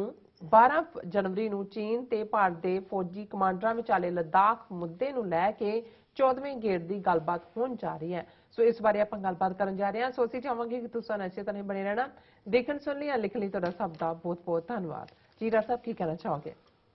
ਦੇਖੋ ਜਿਹੜੀ ਡਿਪਲੋਮੇਸੀ ਹੈ ਇਹ ਵੀ ਇੱਕ ਬੜੀ ਜ਼ਬਰਦਸਤ ਖੇਡ ਹੈ ਜੀ। ਔਰ ਜਿਵੇਂ ਅਸੀਂ ਉਸ ਖਿੱਤੇ ਦੀ ਗੱਲ ਕਰਦੇ ਹਾਂ ਕਿ ਕਿਵੇਂ ਜੀਓਪੋਲਿਟਿਕਸ ਬਦਲੀ ਹੈ ਔਰ ਹੁਣ ਸਾਡਾ ਖਿੱਤਾ ਸਾਊਥ ਏਸ਼ੀਆ ਜਾਂ ਸਬ ਕੰਟੀਨੈਂਟ ਇਹ ਇੰਟਰਨੈਸ਼ਨਲ ਸਿਆਸਤ ਦਾ ਮਰਕਜ਼ ਹੈ ਔਰ ਇਹਦੇ 'ਚ ਵੀ ਕੋਈ ਸ਼ੱਕ ਨਹੀਂ ਹਾਈਬ੍ਰਿਡ ਵਾਰਸ ਦੀ ਗੱਲ ਵੀ ਹੁੰਦੀ ਹੈ।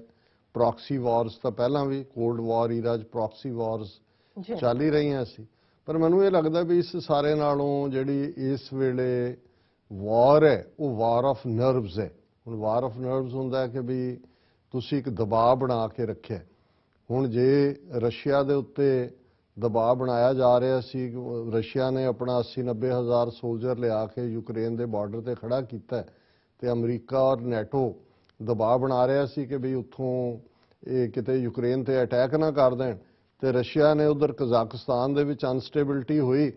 ਰਸ਼ੀਆ ਨੇ ਆਪਣੀ ਆਰਮੀ ਭੇਜ ਦਿੱਤੀ। ਉਹਨਾਂ ਕਹਿੰਦੇ ਨਹੀਂ ਇਹ ਸਾਡੀ ਪੀਸ ਕੀਪਿੰਗ। ਹੁਣ ਕਜ਼ਾਕਿਸਤਾਨ ਇੰਨਾ ਵੱਡਾ ਏਰੀਆ ਹੈ, ਜਿੰਨਾ ਸਾਰੇ ਭਾਰਤ ਦਾ ਨਕਸ਼ਾ ਉਨਾ ਕਜ਼ਾਕਿਸਤਾਨ ਦਾ ਏਰੀਆ ਦਾ ਵੱਡਾ ਹਿੱਸਾ ਡੈਜ਼ਰਟ ਹੈ ਔਰ ਜਾਂ ਉਹਦਾ ਬਾਰਡਰ ਰਸ਼ੀਆ ਨਾਲ ਲੱਗਦਾ ਜਾਂ ਚਾਈਨਾ ਨਾਲ ਲੱਗਦਾ। ਹੁਣ ਉੱਥੇ ਰਸ਼ੀਅਨ ਫੌਜ ਦਾ ਜਾਣਾ ਇਹਦਾ ਮਤਲਬ ਹੈ ਵੀ ਇਹ ਤਾਂ ਸੋਚਦੇ ਸੀ ਕਿ ਯੂਕਰੇਨ ਨਾਲ ਲੈ ਲਿਓ, ਤਾਂ ਆਲਰੇਡੀ ਰਸ਼ੀਆ ਨੇ ਕਜ਼ਾਕਿਸਤਾਨ ਲੈ ਲਿਆ। ਉਹ ਭਾਵੇਂ ਪੀਸ ਕੀਪਿੰਗ ਦਾ ਨਾਂ ਥੱਲੇ ਹੈ ਤੇ ਚਾਈਨਾ ਨੇ ਵੀ ਫੁੱਲੀ ਸਪੋਰਟ ਕਰਤਾ। ਹੁਣ ਇਹ ਹੈ ਵਾਰ ਆਫ ਨਰਵਸ। ਦੂਜੇ ਪਾਸੇ ਹੁਣ ਉਹਨਾਂ ਦੀ ਰਸ਼ੀਅਨ ਨੁਮਾਇੰਦੇ ਦੀ ਜਨੀਵਾ 'ਚ ਇਹਨਾਂ ਦੀ ਮੀਟਿੰਗ ਸੀ ਅੱਜ ਕੱਲ੍ਹ 'ਚ। ਉਹਨਾਂ ਨੇ ਕਿਹਾ ਜੀ ਨਹੀਂ we have no intention to invade Ukraine, ਅਸੀਂ ਉੱਥੇ ਕੋਈ ਅਟੈਕ ਨਹੀਂ ਕਰ ਰਹੇ। ਹੁਣ ਇਹ ਹੈ ਓਪਰਚੁਨਿਟੀ, ਤੁਸੀਂ ਕਿੱਥੋਂ ਕੀ ਕੱਢਦੇ ਹੋ। ਔਰ ਜ਼ਾਹਰ ਹੈ ਕਿਉਂਕਿ ਇੰਡੀਆ ਨੇ ਸਰੇ ਬਾਜ਼ਾਰ ਆਪਣਾ ਮੋਢਾ ਦਿੱਤਾ ਹੈ ਅਮਰੀਕਾ ਨੂੰ, ਇਹਨਾਂ ਨੂੰ ਵੈਸਟਰਨ ਪਾਵਰਸ ਨੂੰ ਕਿ ਤੁਸੀਂ ਫਾਇਰ ਕਰ ਲਓ ਚੀਨ ਦੇ ਅਗੇਂਸਟ। ਸੋ ਜੇ ਹੁਣ ਚੀਨ ਨੇ ਵੀ ਜਿਨ੍ਹਾਂ ਨੇ ਬੰਦੂਕ ਰੱਖੀ ਆ ਉਹਨਾਂ ਤੱਕ ਪਹੁੰਚਣ ਤੋਂ ਪਹਿਲਾਂ ਜਿਹਦੇ ਮੋਢੇ ਤੇ ਰੱਖੀ ਪਹਿਲੀ ਚਪੇੜ ਤਾਂ ਉਹਨੂੰ ਹੀ ਪੈ ਗਿਆ ਨਾ ਕਿ ਚੁੱਕ ਇੱਥੋਂ ਬੰਦੂਕ, ਕਿਉਂਕਿ ਪਿਛਲੇ ਤੇ ਤਾਂ ਜਾਣਾ ਨਹੀਂ। ਸੋ ਉਹਨੂੰ ਕੁੱਟ ਵੀ ਮੋਢਾ ਵੀ ਉਹਦਾ ਅੱਗੇ ਸੜਿਆ ਜਾ ਰਿਹਾ ਹੁੰਦਾ ਜਿਹਨੇ ਪਿੱਛੋਂ ਰੱਖੀ ਹੈ ਤੇ ਜਿਹਨੇ ਅੱਗੋਂ ਕਰਨਾ ਉਹ ਅਸੀਂ ਜਿਵੇਂ ਦੱਸਿਆ ਸੀਗਾ ਕਿ ਵੀ ਲੱਦਾਖ ਬਾਰਡਰ ਦੇ ਉੱਤੇ ਜਿੱਥੇ 70,000 ਫੌਜ ਇੰਡੀਆ ਨੇ ਲਿਆ ਕੇ ਜੀ ਅਸੀਂ ਬਹੁਤ ਵੈਲ ਇਕਵਿਪਡ ਰਫੇਲ ਜਹਾਜ਼ ਵੀ ਲੈ ਆਂਦੇ ਫਲਾਣਾ ਵੀ, ਉਹਨਾਂ ਨੇ ਉੱਥੇ ਰੋਬੋਟ ਤਾਇਨਾਤ ਕਰ ਦਿੱਤੇ ਨੇ ਮਸ਼ੀਨ ਗੰਨਾਂ ਫੜਾ ਕੇ ਚਲਾਓਗੇ ਗੋਲੀਆਂ ਅੱਗੇ ਉਹ ਲੋਹੇ ਦਾ ਬੰਦਾ ਖੜਾ ਉਹਦੇ ਹੱਥ 'ਚ ਮਸ਼ੀਨ, ਉਹ ਤੜ ਕਰ ਰਿਹਾ ਤੇ ਤੁਹਾਡੇ ਪੱਲੇ ਕੁਛ ਨਹੀਂ। ਹੁਣ ਇਸ ਸਾਰੇ ਦੇ ਚੱਲਦੇ ਆ ਜਿਹੜਾ ਜੂਨ 20 'ਚ ਇਹ ਸਾਰਾ ਜੂਨ 2020 'ਚ ਗਲਵਾਨ ਵੈਲੀ ਦੇ ਵਿੱਚ ਹੋਇਆ ਔਰ ਉਸ ਸਾਰੇ ਤੋਂ ਬਾਅਦ ਜਿਵੇਂ ਚਾਈਨਾ ਨੇ ਅੱਡ-ਅੱਡ ਥਾਵਾਂ ਤੇ ਡੈਪਸੋਂਗ ਹੋਏ, ਡੈਮਚੌਕ ਹੋਏ, ਹੌਟ ਸਪ੍ਰਿੰਗਸ, ਉਹਨਾਂ ਸਾਰਿਆਂ 'ਚ ਐਡਵਾਂਸਮੈਂਟ ਕਰਕੇ ਆਪਣੀ ਉਹਨਾਂ ਨੇ ਪਰਮਾਨੈਂਟਲੀ ਬਿਠਾ ਦਿੱਤੀ ਫੌਜ। ਹੁਣ 13 ਗੇੜ ਦੀ ਗੱਲਬਾਤ ਹੋ ਚੁੱਕੀ ਹੈ ਕਮਾਂਡਰ ਲੈਵਲ ਵੀ, ਪੋਲੀਟੀਕਲੀ ਵੀ, ਕਿ ਜੀ ਚਾਈਨਾ ਡੀਐਸਕੇਲੇਟ ਕਰੋ, ਚਾਈਨਾ ਵਾਪਸ ਜਾਏ। ਚਾਈਨਾ ਨੇ ਕਿਹਾ ਜੀ ਬਿਲਕੁਲ ਮੋਸਟ ਵੈਲਕਮ। ਹੁਣ ਇਹ ਹੈ diplomacy, war of nerves. China ਨੇ ਕਦੇ ਨਹੀਂ ਕਿਹਾ ਗੱਲਬਾਤ ਨਹੀਂ, ਉਹਨੇ ਕਿਹਾ ਜੀ ਬਹੁਤ ਇੰਡੀਆ ਨਾਲ ਤਾਂ ਸਾਡੇ ਬਹੁਤ ਚੰਗੇ, ਦੇਖੋ $100 ਬਿਲੀਅਨ ਦੀ ਤੋਂ ਪਲੱਸ ਅਸੀਂ ਟ੍ਰੇਡ ਕੀਤੀ ਹੈ ਇਸ ਸਾਲ 'ਚ ਵੀ ਔਰ ਉਸ ਸਾਰੇ 'ਚ। ਹੁਣ ਇੱਕ ਪਾਸੇ ਤਾਂ ਚਾਈਨਾ ਨੇ ਗੱਲਬਾਤ ਦਾ 13 ਗੇੜ ਦੀ ਗੱਲਬਾਤ ਹੋ ਚੁੱਕੀ, ਉਹਦੇ 'ਚੋਂ ਨਿਕਲਣਾ ਨਿਕਾਣਾ ਕੀ ਸੀ। ਚਾਈਨਾ ਉਹੀ ਕਹਿੰਦਾ ਕਿ ਜੀ ਉਹ ਜਿਹਨੂੰ ਪੰਜਾਬੀ ਦਾ ਇੱਕ ਅਖਾਣ ਕਲੀਅਰ ਕਰ ਦਿੰਦਾ ਹੈ ਕਿ ਪੰਚਾਂ ਦਾ ਕਿਹਾ ਸਿਰ ਮੱਥੇ ਪਰਨਾਲਾ ਉੱਥੇ ਦਾ ਉੱਥੇ। ਹਾਂ ਉਹ ਕਹਿੰਦੇ ਜੀ ਆਓ ਗੱਲਬਾਤ ਕਰੋ, ਪਰ ਜਿੱਥੇ ਅਸੀਂ ਹਾਂ ਹੁਣ ਉੱਥੇ ਹੀ ਹਾਂ, ਤੁਸੀਂ ਇਹ ਜਿਹੜਾ ਸਾਊਥ ਚਾਈਨਾ ਹੈ ਇਹ ਸਾਡੇ ਹਵਾਲੇ ਕਰੋ ਅਰੁਣਾਚਲ। ਹੁਣ ਇਹ 14ਵੀਂ ਜਿਹੜੀ ਗੱਲਬਾਤ ਦਾ ਰਾਊਂਡ ਹੈ ਇਹ 12 ਜਨਵਰੀ ਨੂੰ, ਅੱਜ ਅਸੀਂ ਗੱਲ ਕਰ ਰਹੇ ਹਾਂ 10 ਜਨਵਰੀ, ਆਲਰੇਡੀ 11 ਦੀ ਸਵੇਰ ਹੋ ਚੁੱਕੀ ਹੈ ਔਰ ਇਹ ਗੱਲਬਾਤ ਹੋਣੀ ਹੈ ਚਸ਼ੂਲ ਮੈਲਡੋ ਮੀਟਿੰਗ ਪੁਆਇੰਟ ਤੇ। ਚਸ਼ੂਲ ਉਹੀ ਏਰੀਆ ਜਿਹੜਾ ਚਾਈਨਾ ਨੇ ਜਿਹਨੂੰ ਇਹ ਕਹਿੰਦਾ ਜੀ 38,000 ਸਕੁਅਰ ਕਿਲੋਮੀਟਰ ਸਾਡਾ 62 ਦੇ ਵਿੱਚ ਲਿਆ ਔਰ ਹੁਣ ਇੰਡੀਆ ਚਾਹੁੰਦਾ ਹੈ ਵੀ ਗੱਲਬਾਤ 'ਚ ਡੈਪਸੋਂਗ, ਡੈਮਚੌਕ ਔਰ ਹੌਟ ਸਪ੍ਰਿੰਗਸ ਏਰੀਆ 'ਚੋਂ ਵਾਪਸੀ ਦੀ ਗੱਲ ਹੋਏ। ਔਰ ਅਖੀਰਲੀ ਗੱਲਬਾਤ ਜਿਹੜੀ ਫੌਜੀ ਮਿਲਟਰੀ ਕਮਾਂਡਰ ਲੈਵਲ ਗੱਲਬਾਤ ਸੀ ਉਹ 10 ਅਕਤੂਬਰ 2021 ਨੂੰ ਹੋਈ ਸੀ। ਹੁਣ ਇੱਕ ਪਾਸੇ ਤਾਂ ਚਾਈਨਾ ਦੇ ਮਿਲਟਰੀ ਕਮਾਂਡਰ ਮਿਲਣ ਜਾ ਰਹੇ ਨੇ, ਪਰ ਤੁਸੀਂ ਨਾਲ ਦੀ ਨਾਲ ਪੈਰਲਲ ਖਬਰ ਦੇਖੋਗੇ, no third party should interfere in China's Sri Lanka ties, Wang Yi. Chinese foreign minister proposes a forum for Indian Ocean island nations to promote common development. कि इधर गलबात होनी है तो चाइना के जोड़े फॉरेन मिनिस्टर ने वो 24 घंटे के अपने दौरे ते कोलंबो पहुँचते हैं श्रीलंका और उत्थे वो 1-to-1 जड़े ने श्रीलंकन लीडरशिप के नाल वो मिलते हैं और नाल ही उन्होंने कहा कि he spoke of friendly relationships that benefits the development of both countries and serves the fundamental interest of both people the Chinese foreign ministry sad on Monday. उन्होंने कहा जी दोनों असी मुल्क दोनों साडे संबंध दोनों के जोड़े लाभ हान एक दूजे नाल जुड़े हुए हैं। It does not target any third party and should not be interfered with by any third party. उन्होंने कहा साडे संबंध ने कोई तीसरी धिर विच दखल अंदाजी की कोशिश ना करे। The all round cooperation and strategic mutual trust between the two countries have injected positive energy into regional peace and stability. उन्होंने कहा जी इन्हें ना रीजनल पीस स्टेबिलिटी और नाल दी नाल उन्होंने प्रपोज किया है कि इंडियन ओशन आईलैंड नेशनस हुण इन्होंने तो पहला क्वाड का इंडिया हिस्सा बनया ऑकस चो तो बाहर कढ़ता। उन्होंने श्रीलंका नूं कहा कि भी तुसीं जिहड़ा है जिहड़े ये सारे ने होर आईलैंड नेशनस उन्हां दा एक फोरम बनाओ। और क्योंकि इस तो चाइना ने क्यों वार्निंग दी क्योंकि दिसंबर 2021 चाइनीज़ एम्बैसी ने ट्वीट किया सी कि जिहड़ी चाइनीज़ कंपनी है एक वो अपनी सोलर एनर्जी प्रोजैक्ट नूं नॉर्दਰਨ श्रीलंका तो मूव करके मालदीव्स ले जा रही है क्योंकि security concern from the third party. क्योंकि इंडिया ने श्रीलंका ते प्रैशर बनाया सी कि जी ये तुसी जिहड़ा तुहाडा चाइनीज़ कंपनी नूं तुसी सोलर एनर्जी प्रोजैक्ट दिता है ये साडे लई सिक्योरिटी कंसर्न है और चाइना ने यह कहा कि भी ये तुहाडा काम ठीक नहीं है और उन्हें एन 24 घंटे दे अपने दौरे के दौरान उन्होंने जाके कहा कि इंडिया इस तो बाज आए और उन्होंने कहा कि असी we are for forum on the development of Indian Ocean island countries to build consensus and synergy and promote common development. So असी समझते हैं भी चाइनीज़ का यह स्टाइल है कि और निकलना इस 14वें गेट चो भी कुछ नहीं है पर उस तो पहला उन्होंने उन्होंने दस दिता कि भाई कला यही नहीं कि इत्थे तुहानूं जिहड़ा अपना दिमाग टिकाणे रखना पेगा पर श्रीलंका दे विच अपनी लत्त अड़ाण दी कोशिश ना करो। जी डॉक्टर साहब थोड़ा बहुत बहुत शुक्रिया। सो अथले ने ब्रेक व्यूअर्स तो सारे इसी तरह बने रहना मिलते हैं छोटे ਜਿਹੇ वक्फे तो बाद।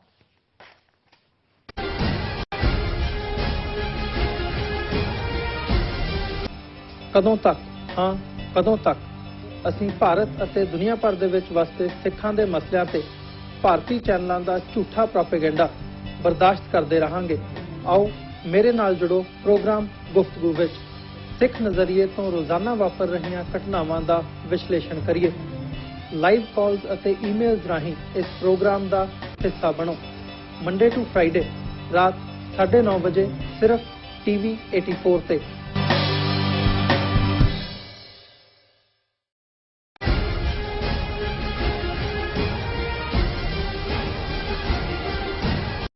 दर्शकों ब्रेक बाद आप सब जी आया कहने सो व्यूअर्स हुण आपां गलबात करन जा रहे हैं कि 10वें पातशाह साहब श्री गुरु गोबिंद सिंह साहब जी दी नूं शरधा दे फुल भेट करदिआं प्रसिद्ध पंजाबी कवि शिव कुमार बटालवी वालों लिखी नज़म दर्शकों नाल जिहड़ी आपां शेयर करन दी खुशी लै रहे हैं और नाल दे नाल अल्लाह यार खान योगी वालों वड्डे साहिबजादियां दी याद नूं समर्पित नज़म गंजे शहीदां भी शेयर करन जा रहे हैं। सो असीं चाहांगे कि तुसां नाल इसे तरह बने रहना देखण सुण लई ऐ लिखण लई तुहाडा सब दा बहुत बहुत धन्नवाद। जी राज साहब की कहना चाहोगे? देखो अपने गुरु पीरां पैगंबरां नबियां अवतारां दे गुण तो जिहड़े उन्हां दे फॉलोअर हुंदे ने क्योंकि उन्हां दी मेन मोटिवेशन ही वो हुंदे ने फेथ उन्हां दा हुंदा है ईमान हुंदा वो गांदे ही ने। पर जदों गैर मजहब दे लोग जिन्हां दा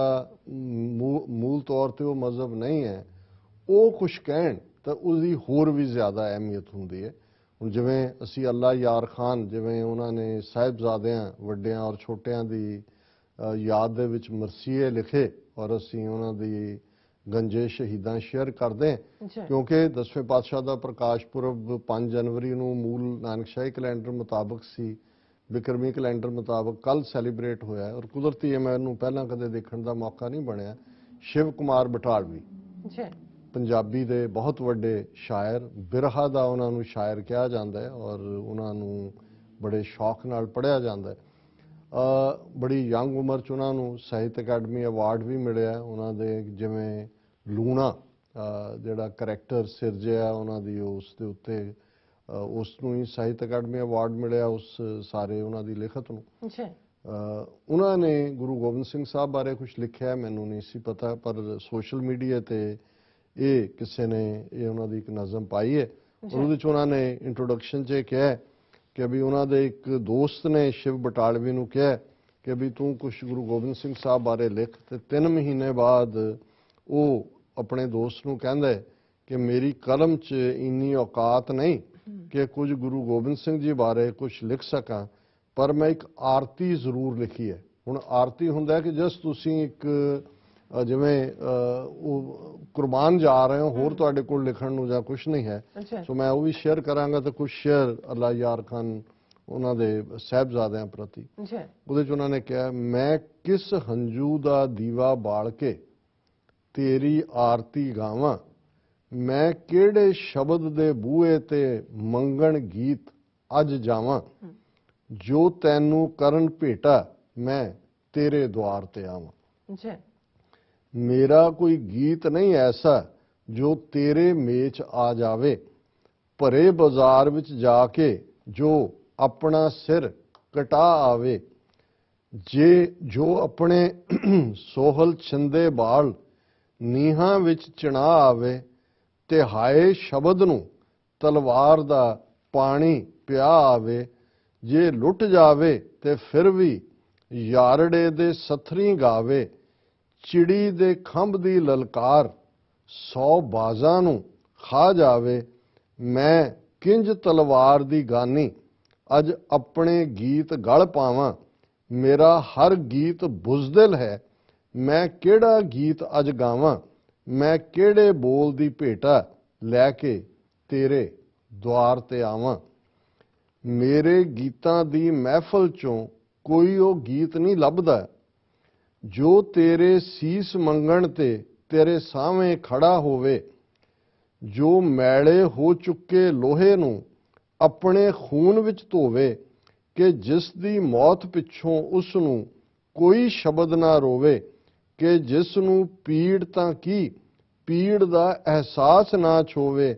ਜੋ ਲੋਹਾ ਪੀ ਸਕੇ ਉਹ ਗੀਤ ਕਿੱਥੋਂ ਮੈਂ ਲੈ ਕੇ ਆਵਾਂ, ਮੈਂ ਆਪਣੀ ਪੀੜ ਦੇ ਅਹਿਸਾਨ ਕੋਲੋਂ ਦੂਰ ਕਿੰਜ ਜਾਵਾਂ। ਮੈਂ ਤੇਰੀ ਉਸਤਤ ਦਾ ਗੀਤ ਚਾਹੁੰਦਾ ਹਾਂ ਕਿ ਉਹ ਹੋਵੇ, ਜਿਹਦੇ ਹੱਥ ਸੱਚ ਦੀ ਤਲਵਾਰ ਨੈਣਾਂ 'ਚ ਰੋਹ ਹੋਵੇ, ਜਿਹਦੇ ਵਿੱਚ ਵਤਨ ਦੀ ਮਿੱਟੀ ਲਈ ਅੰਤਾਂ ਦਾ ਮੋਹ ਹੋਵੇ,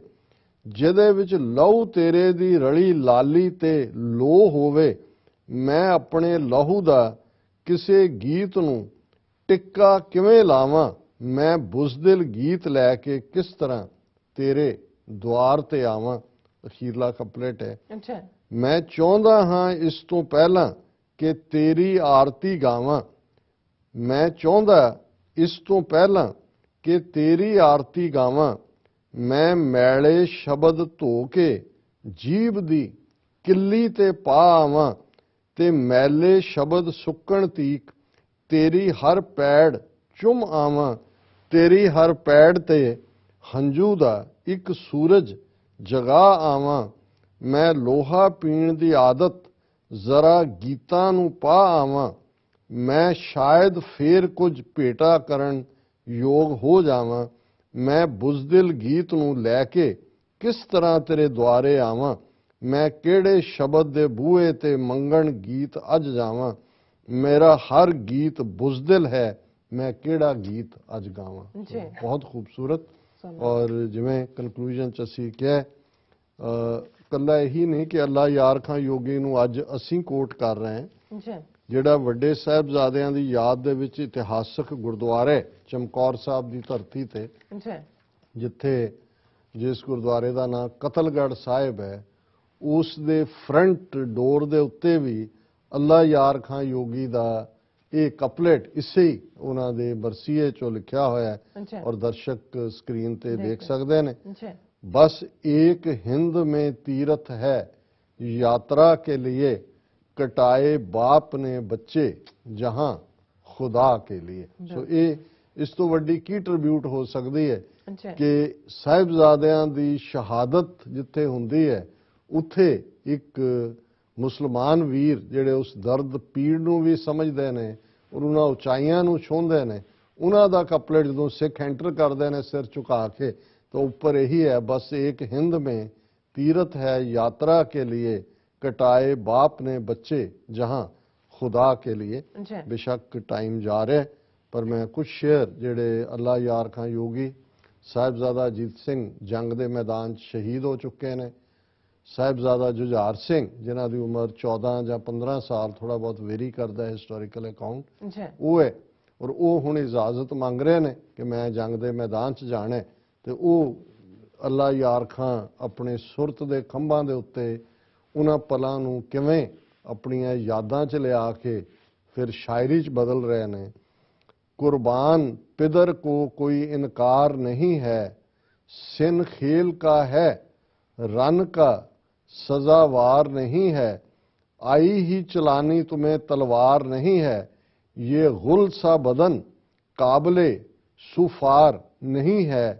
शाहजादाए जुजार ने फौरन कहा अब्बा मैं भाइयों से क्यों रहूं घट कर भला अब्बा। उन्हें शायर कह रहे हैं कि इवें पर इवें नहीं साहिबजादा जुझार सिंह भी ਜਿਹੜੇ ਨੇ ਉਸ ਤੋਂ ਪਹਿਲਾਂ ਐਕਸਪੀਡੀਸ਼ਨ 'ਚ ਜਾਂਦੇ ਸੀ ਕਿਉਂਕਿ ਇਹ ਜਿਹੜੀ ਟ੍ਰੇਨਿੰਗ ਹੈ ਉਹ 9-10 ਸਾਲ ਦੀ ਉਮਰ 'ਚ ਸ਼ਸਤਰ ਵਿਦਿਆ ਦੀ ਸ਼ੁਰੂ ਹੋ ਜਾਂਦੀ ਸੀ। ਲੇਕਿਨ ਕਿਉਂਕਿ ਉਹਨਾਂ ਨੇ ਜਿਵੇਂ ਇਮੇਜਿਨ ਕੀਤਾ ਹੁਣ ਡਾਇਲੌਗ ਹੈ, ਸ਼ਾਇਰ ਉਹਨਾਂ ਪਲਾਂ ਨੂੰ ਦਿਖਾ ਰਹੇ ਨੇ ਕਿ ਫਾਦਰ ਗੁਰੂ ਗੋਬਿੰਦ ਸਿੰਘ ਸਾਹਿਬ ਉਹਨਾਂ ਨੂੰ ਕਹਿ ਰਹੇ ਨੇ ਕਿ ਬੇਟਾ ਤੂੰ ਤਾਂ ਬਾਹਰ ਤਾਂ ਏਡੇ ਏਡੇ ਯੋਧੇ ਨੇ, ਤੂੰ ਤਾਂ ਅਜੇ ਬਹੁਤ ਕਮਸਿਨ ਹੈ, ਤੂੰ ਕਿਵੇਂ ਉਹਨਾਂ ਦਾ ਮੁਕਾਬਲਾ ਕਰੇਂਗਾ ਔਰ ਇਹ ਤੇਰਾ ਬੜਾ ਨਾਜ਼ੁਕ ਬਦਨ ਹੈ, ਇਹ ਗੁਲਸਾ ਬਦਨ ਕਾਬਲੇ ਸੁਫਾਰ ਨਹੀਂ ਹੈ, ਤੀਰ ਦੀ ਨੋਕ ਕਿ ਤੇਰੇ ਇੰਨੇ ਕੋਮਲ ਜਿਸਮ ਦੇ ਵਿੱਚ ਤੀਰ ਵੱਜਣ ਇਹ ਨਹੀਂ ਹੈ। ਸ਼ਾਹਜ਼ਾਦਾਏ जुझार ने फौरन कहा अब्बा, कि उस शहजादे ने जुझार ने कहा अब्बा पिताजी मैं भाइयों से क्यों रहूं घट कर भला अब्बा, मैं क्यों भरावां तो पिछे रवां, उन्हां तो मैं किहड़ी गल्लों अपने वड्डे वीर तो घट है। जिंदा चुना जाना भी तो आसान नहीं है, सरहंद में दी भाइयों ने क्या जान नहीं है, क्यों मुझको धर्म युद्ध का कुछ ध्यान नहीं है, बंदे को छुरी खाने का अरमान नहीं है, लड़ना नहीं आता मुझे मरना तो है आता, खुद बढ़ के गला तेग पे धरना तो है आता। कि जे मेरे छोटे वीर नीहां च चिणे जा सकते ने ते उन्हां नूं खौफ नहीं है, मैनूं घट आंदा होएगा लड़ना पर मैनूं मरना ते आंदा है, मैं शहीदी ਲਈ ਜਿਹੜਾ ਉਹ ਜਾਣਾ ਚਾਹੁੰਦਾ। रोके से कभी शेर का बच्चा भी रुका है, हुण वो आ जाते हैं कि भाई भावें वो रोक रहे भी होण पर रोके से कभी शेर का बच्चा भी रुका है, झूठे तो रुके क्या कोई सच्चा भी रुका है, पतझड़ में समर शाख पे कच्चा भी रुका है, सर देने से रब को कोई अच्छा भी रुका है, नेकी है ये ऐसी कि जवाब हो नहीं सकता, पापी पे भी दोजख का अजाब हो नहीं सकता। कि कदे पतझड़ दे विच कच्चा फल डिगण तो रुकिया जिहड़ा जिन्हें शहीदी का रस्ता चुनिया सच दा वो कदे पिछे थोड़ा हटिया। किस शख्स ने होना यहाँ ताराज नहीं है, ये अल्टीमेटली ट्रूथ ताराज हुंदा है डिस्ट्रॉय होना, किहड़ा इस दुनिया च रहा कदे। किस शख्स ने होना यहाँ ताराज नहीं है, क्या दम का भरोसा कि था कल आज नहीं है, बढ़ चढ़ के धर्म युद्ध से मेराज नहीं है, मरगे शोदा वसफ की मोहताज नहीं है, सिंगों के लिए मौत ये रहमत का सबब है, रब हो गया जिन भक्तों का उनके लिए सब है। उन्हें अल्लाह यार खां अब खुद उन्होंने एलैबोरेट कर रहे हैं कि हर एक ने मर जाना और धर्म युद्ध तो वड्डी मेराज हुंदा पदवी, इस तो वड्डा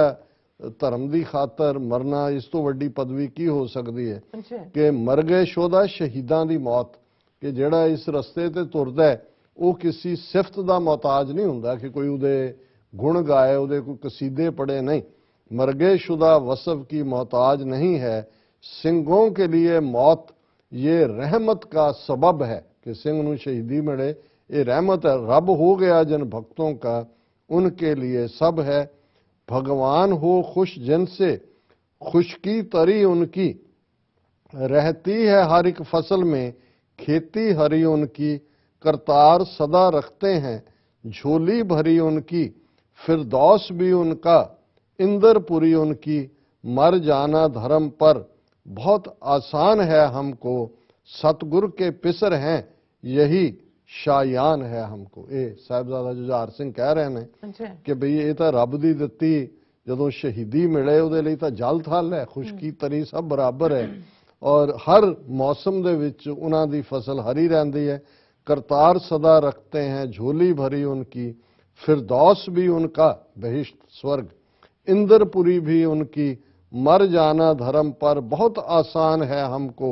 सतगुर के पिसर हैं, कि मैं ਤੁਹਾਡਾ ਹੀ ਪੁੱਤਰ ਹੈ, सतगुर के पिसर हैं यही शायान है हमको, ਸਾਡੇ ਲਈ ਇਹੀ ਜਾਇਜ਼ ਹੈ, मैं ਤੁਹਾਡਾ ਪੁੱਤਰ ਹੈ ਕਿ मैं ਜੰਗ ਦੇ ਮੈਦਾਨ 'ਚ ਜਾ ਕੇ ਸ਼ਹੀਦ ਹੋ। ਜੀ ਡਾਕਟਰ ਸਾਹਿਬ ਤੁਹਾਡਾ ਬਹੁਤ ਬਹੁਤ ਸ਼ੁਕਰੀਆ, ਤੁਸੀਂ ਆਪਣੇ ਵਿਚਾਰ ਸਾਡੇ ਦਰਸ਼ਕਾਂ ਨਾਲ ਸਾਂਝੇ ਕੀਤੇ ਨੇ। ਸੋ ਇੱਥੇ ਲੈਣੇ ਆਪਣੇ ਵੀਰਸ ਕੋਲ ਇਜਾਜ਼ਤ। ਵਿਊਅਰਸ ਅੱਜ ਸਾਡੇ ਪ੍ਰੋਗਰਾਮ ਦਾ ਸਮਾਂ ਇੱਥੇ ਸਮਾਪਤ ਹੁੰਦਾ। ਤੁਸੀਂ ਆਪਣੀ ਰਾਏ ਤੇ ਸੁਝਾਅ ਸਾਨੂੰ ਭੇਜਣਾ ਭੁੱਲਣਾ ਸਾਡੇ ਇਸ ਪਤੇ ਤੇ SOS@TV84 ਤੇ ਅਸੀਂ ਆਪਣਾ ਪ੍ਰੋਗਰਾਮ ਲੈ ਕੇ ਫਿਰ ਦੁਬਾਰਾ ਤੁਹਾਡੇ ਸਨਮੁਖ ਹੋਵਾਂਗੇ। ਤਦ ਤੱਕ ਲਈ ਮੈਨੂੰ ਤੇ ਆਪਣਾ ਸੁਣਾ ਗਿਆ ਦੋ ਦੇਖਦੀ ਰਹੋ TV84। ਬੁਲਾ ਦਿਓ ਫਤਿਹ। ਵਾਹਿਗੁਰੂ ਜੀ ਕਾ ਖਾਲਸਾ, ਵਾਹਿਗੁਰੂ ਜੀ ਕੀ ਫਤਿਹ। ਰੱਬ ਰਾਖਾ।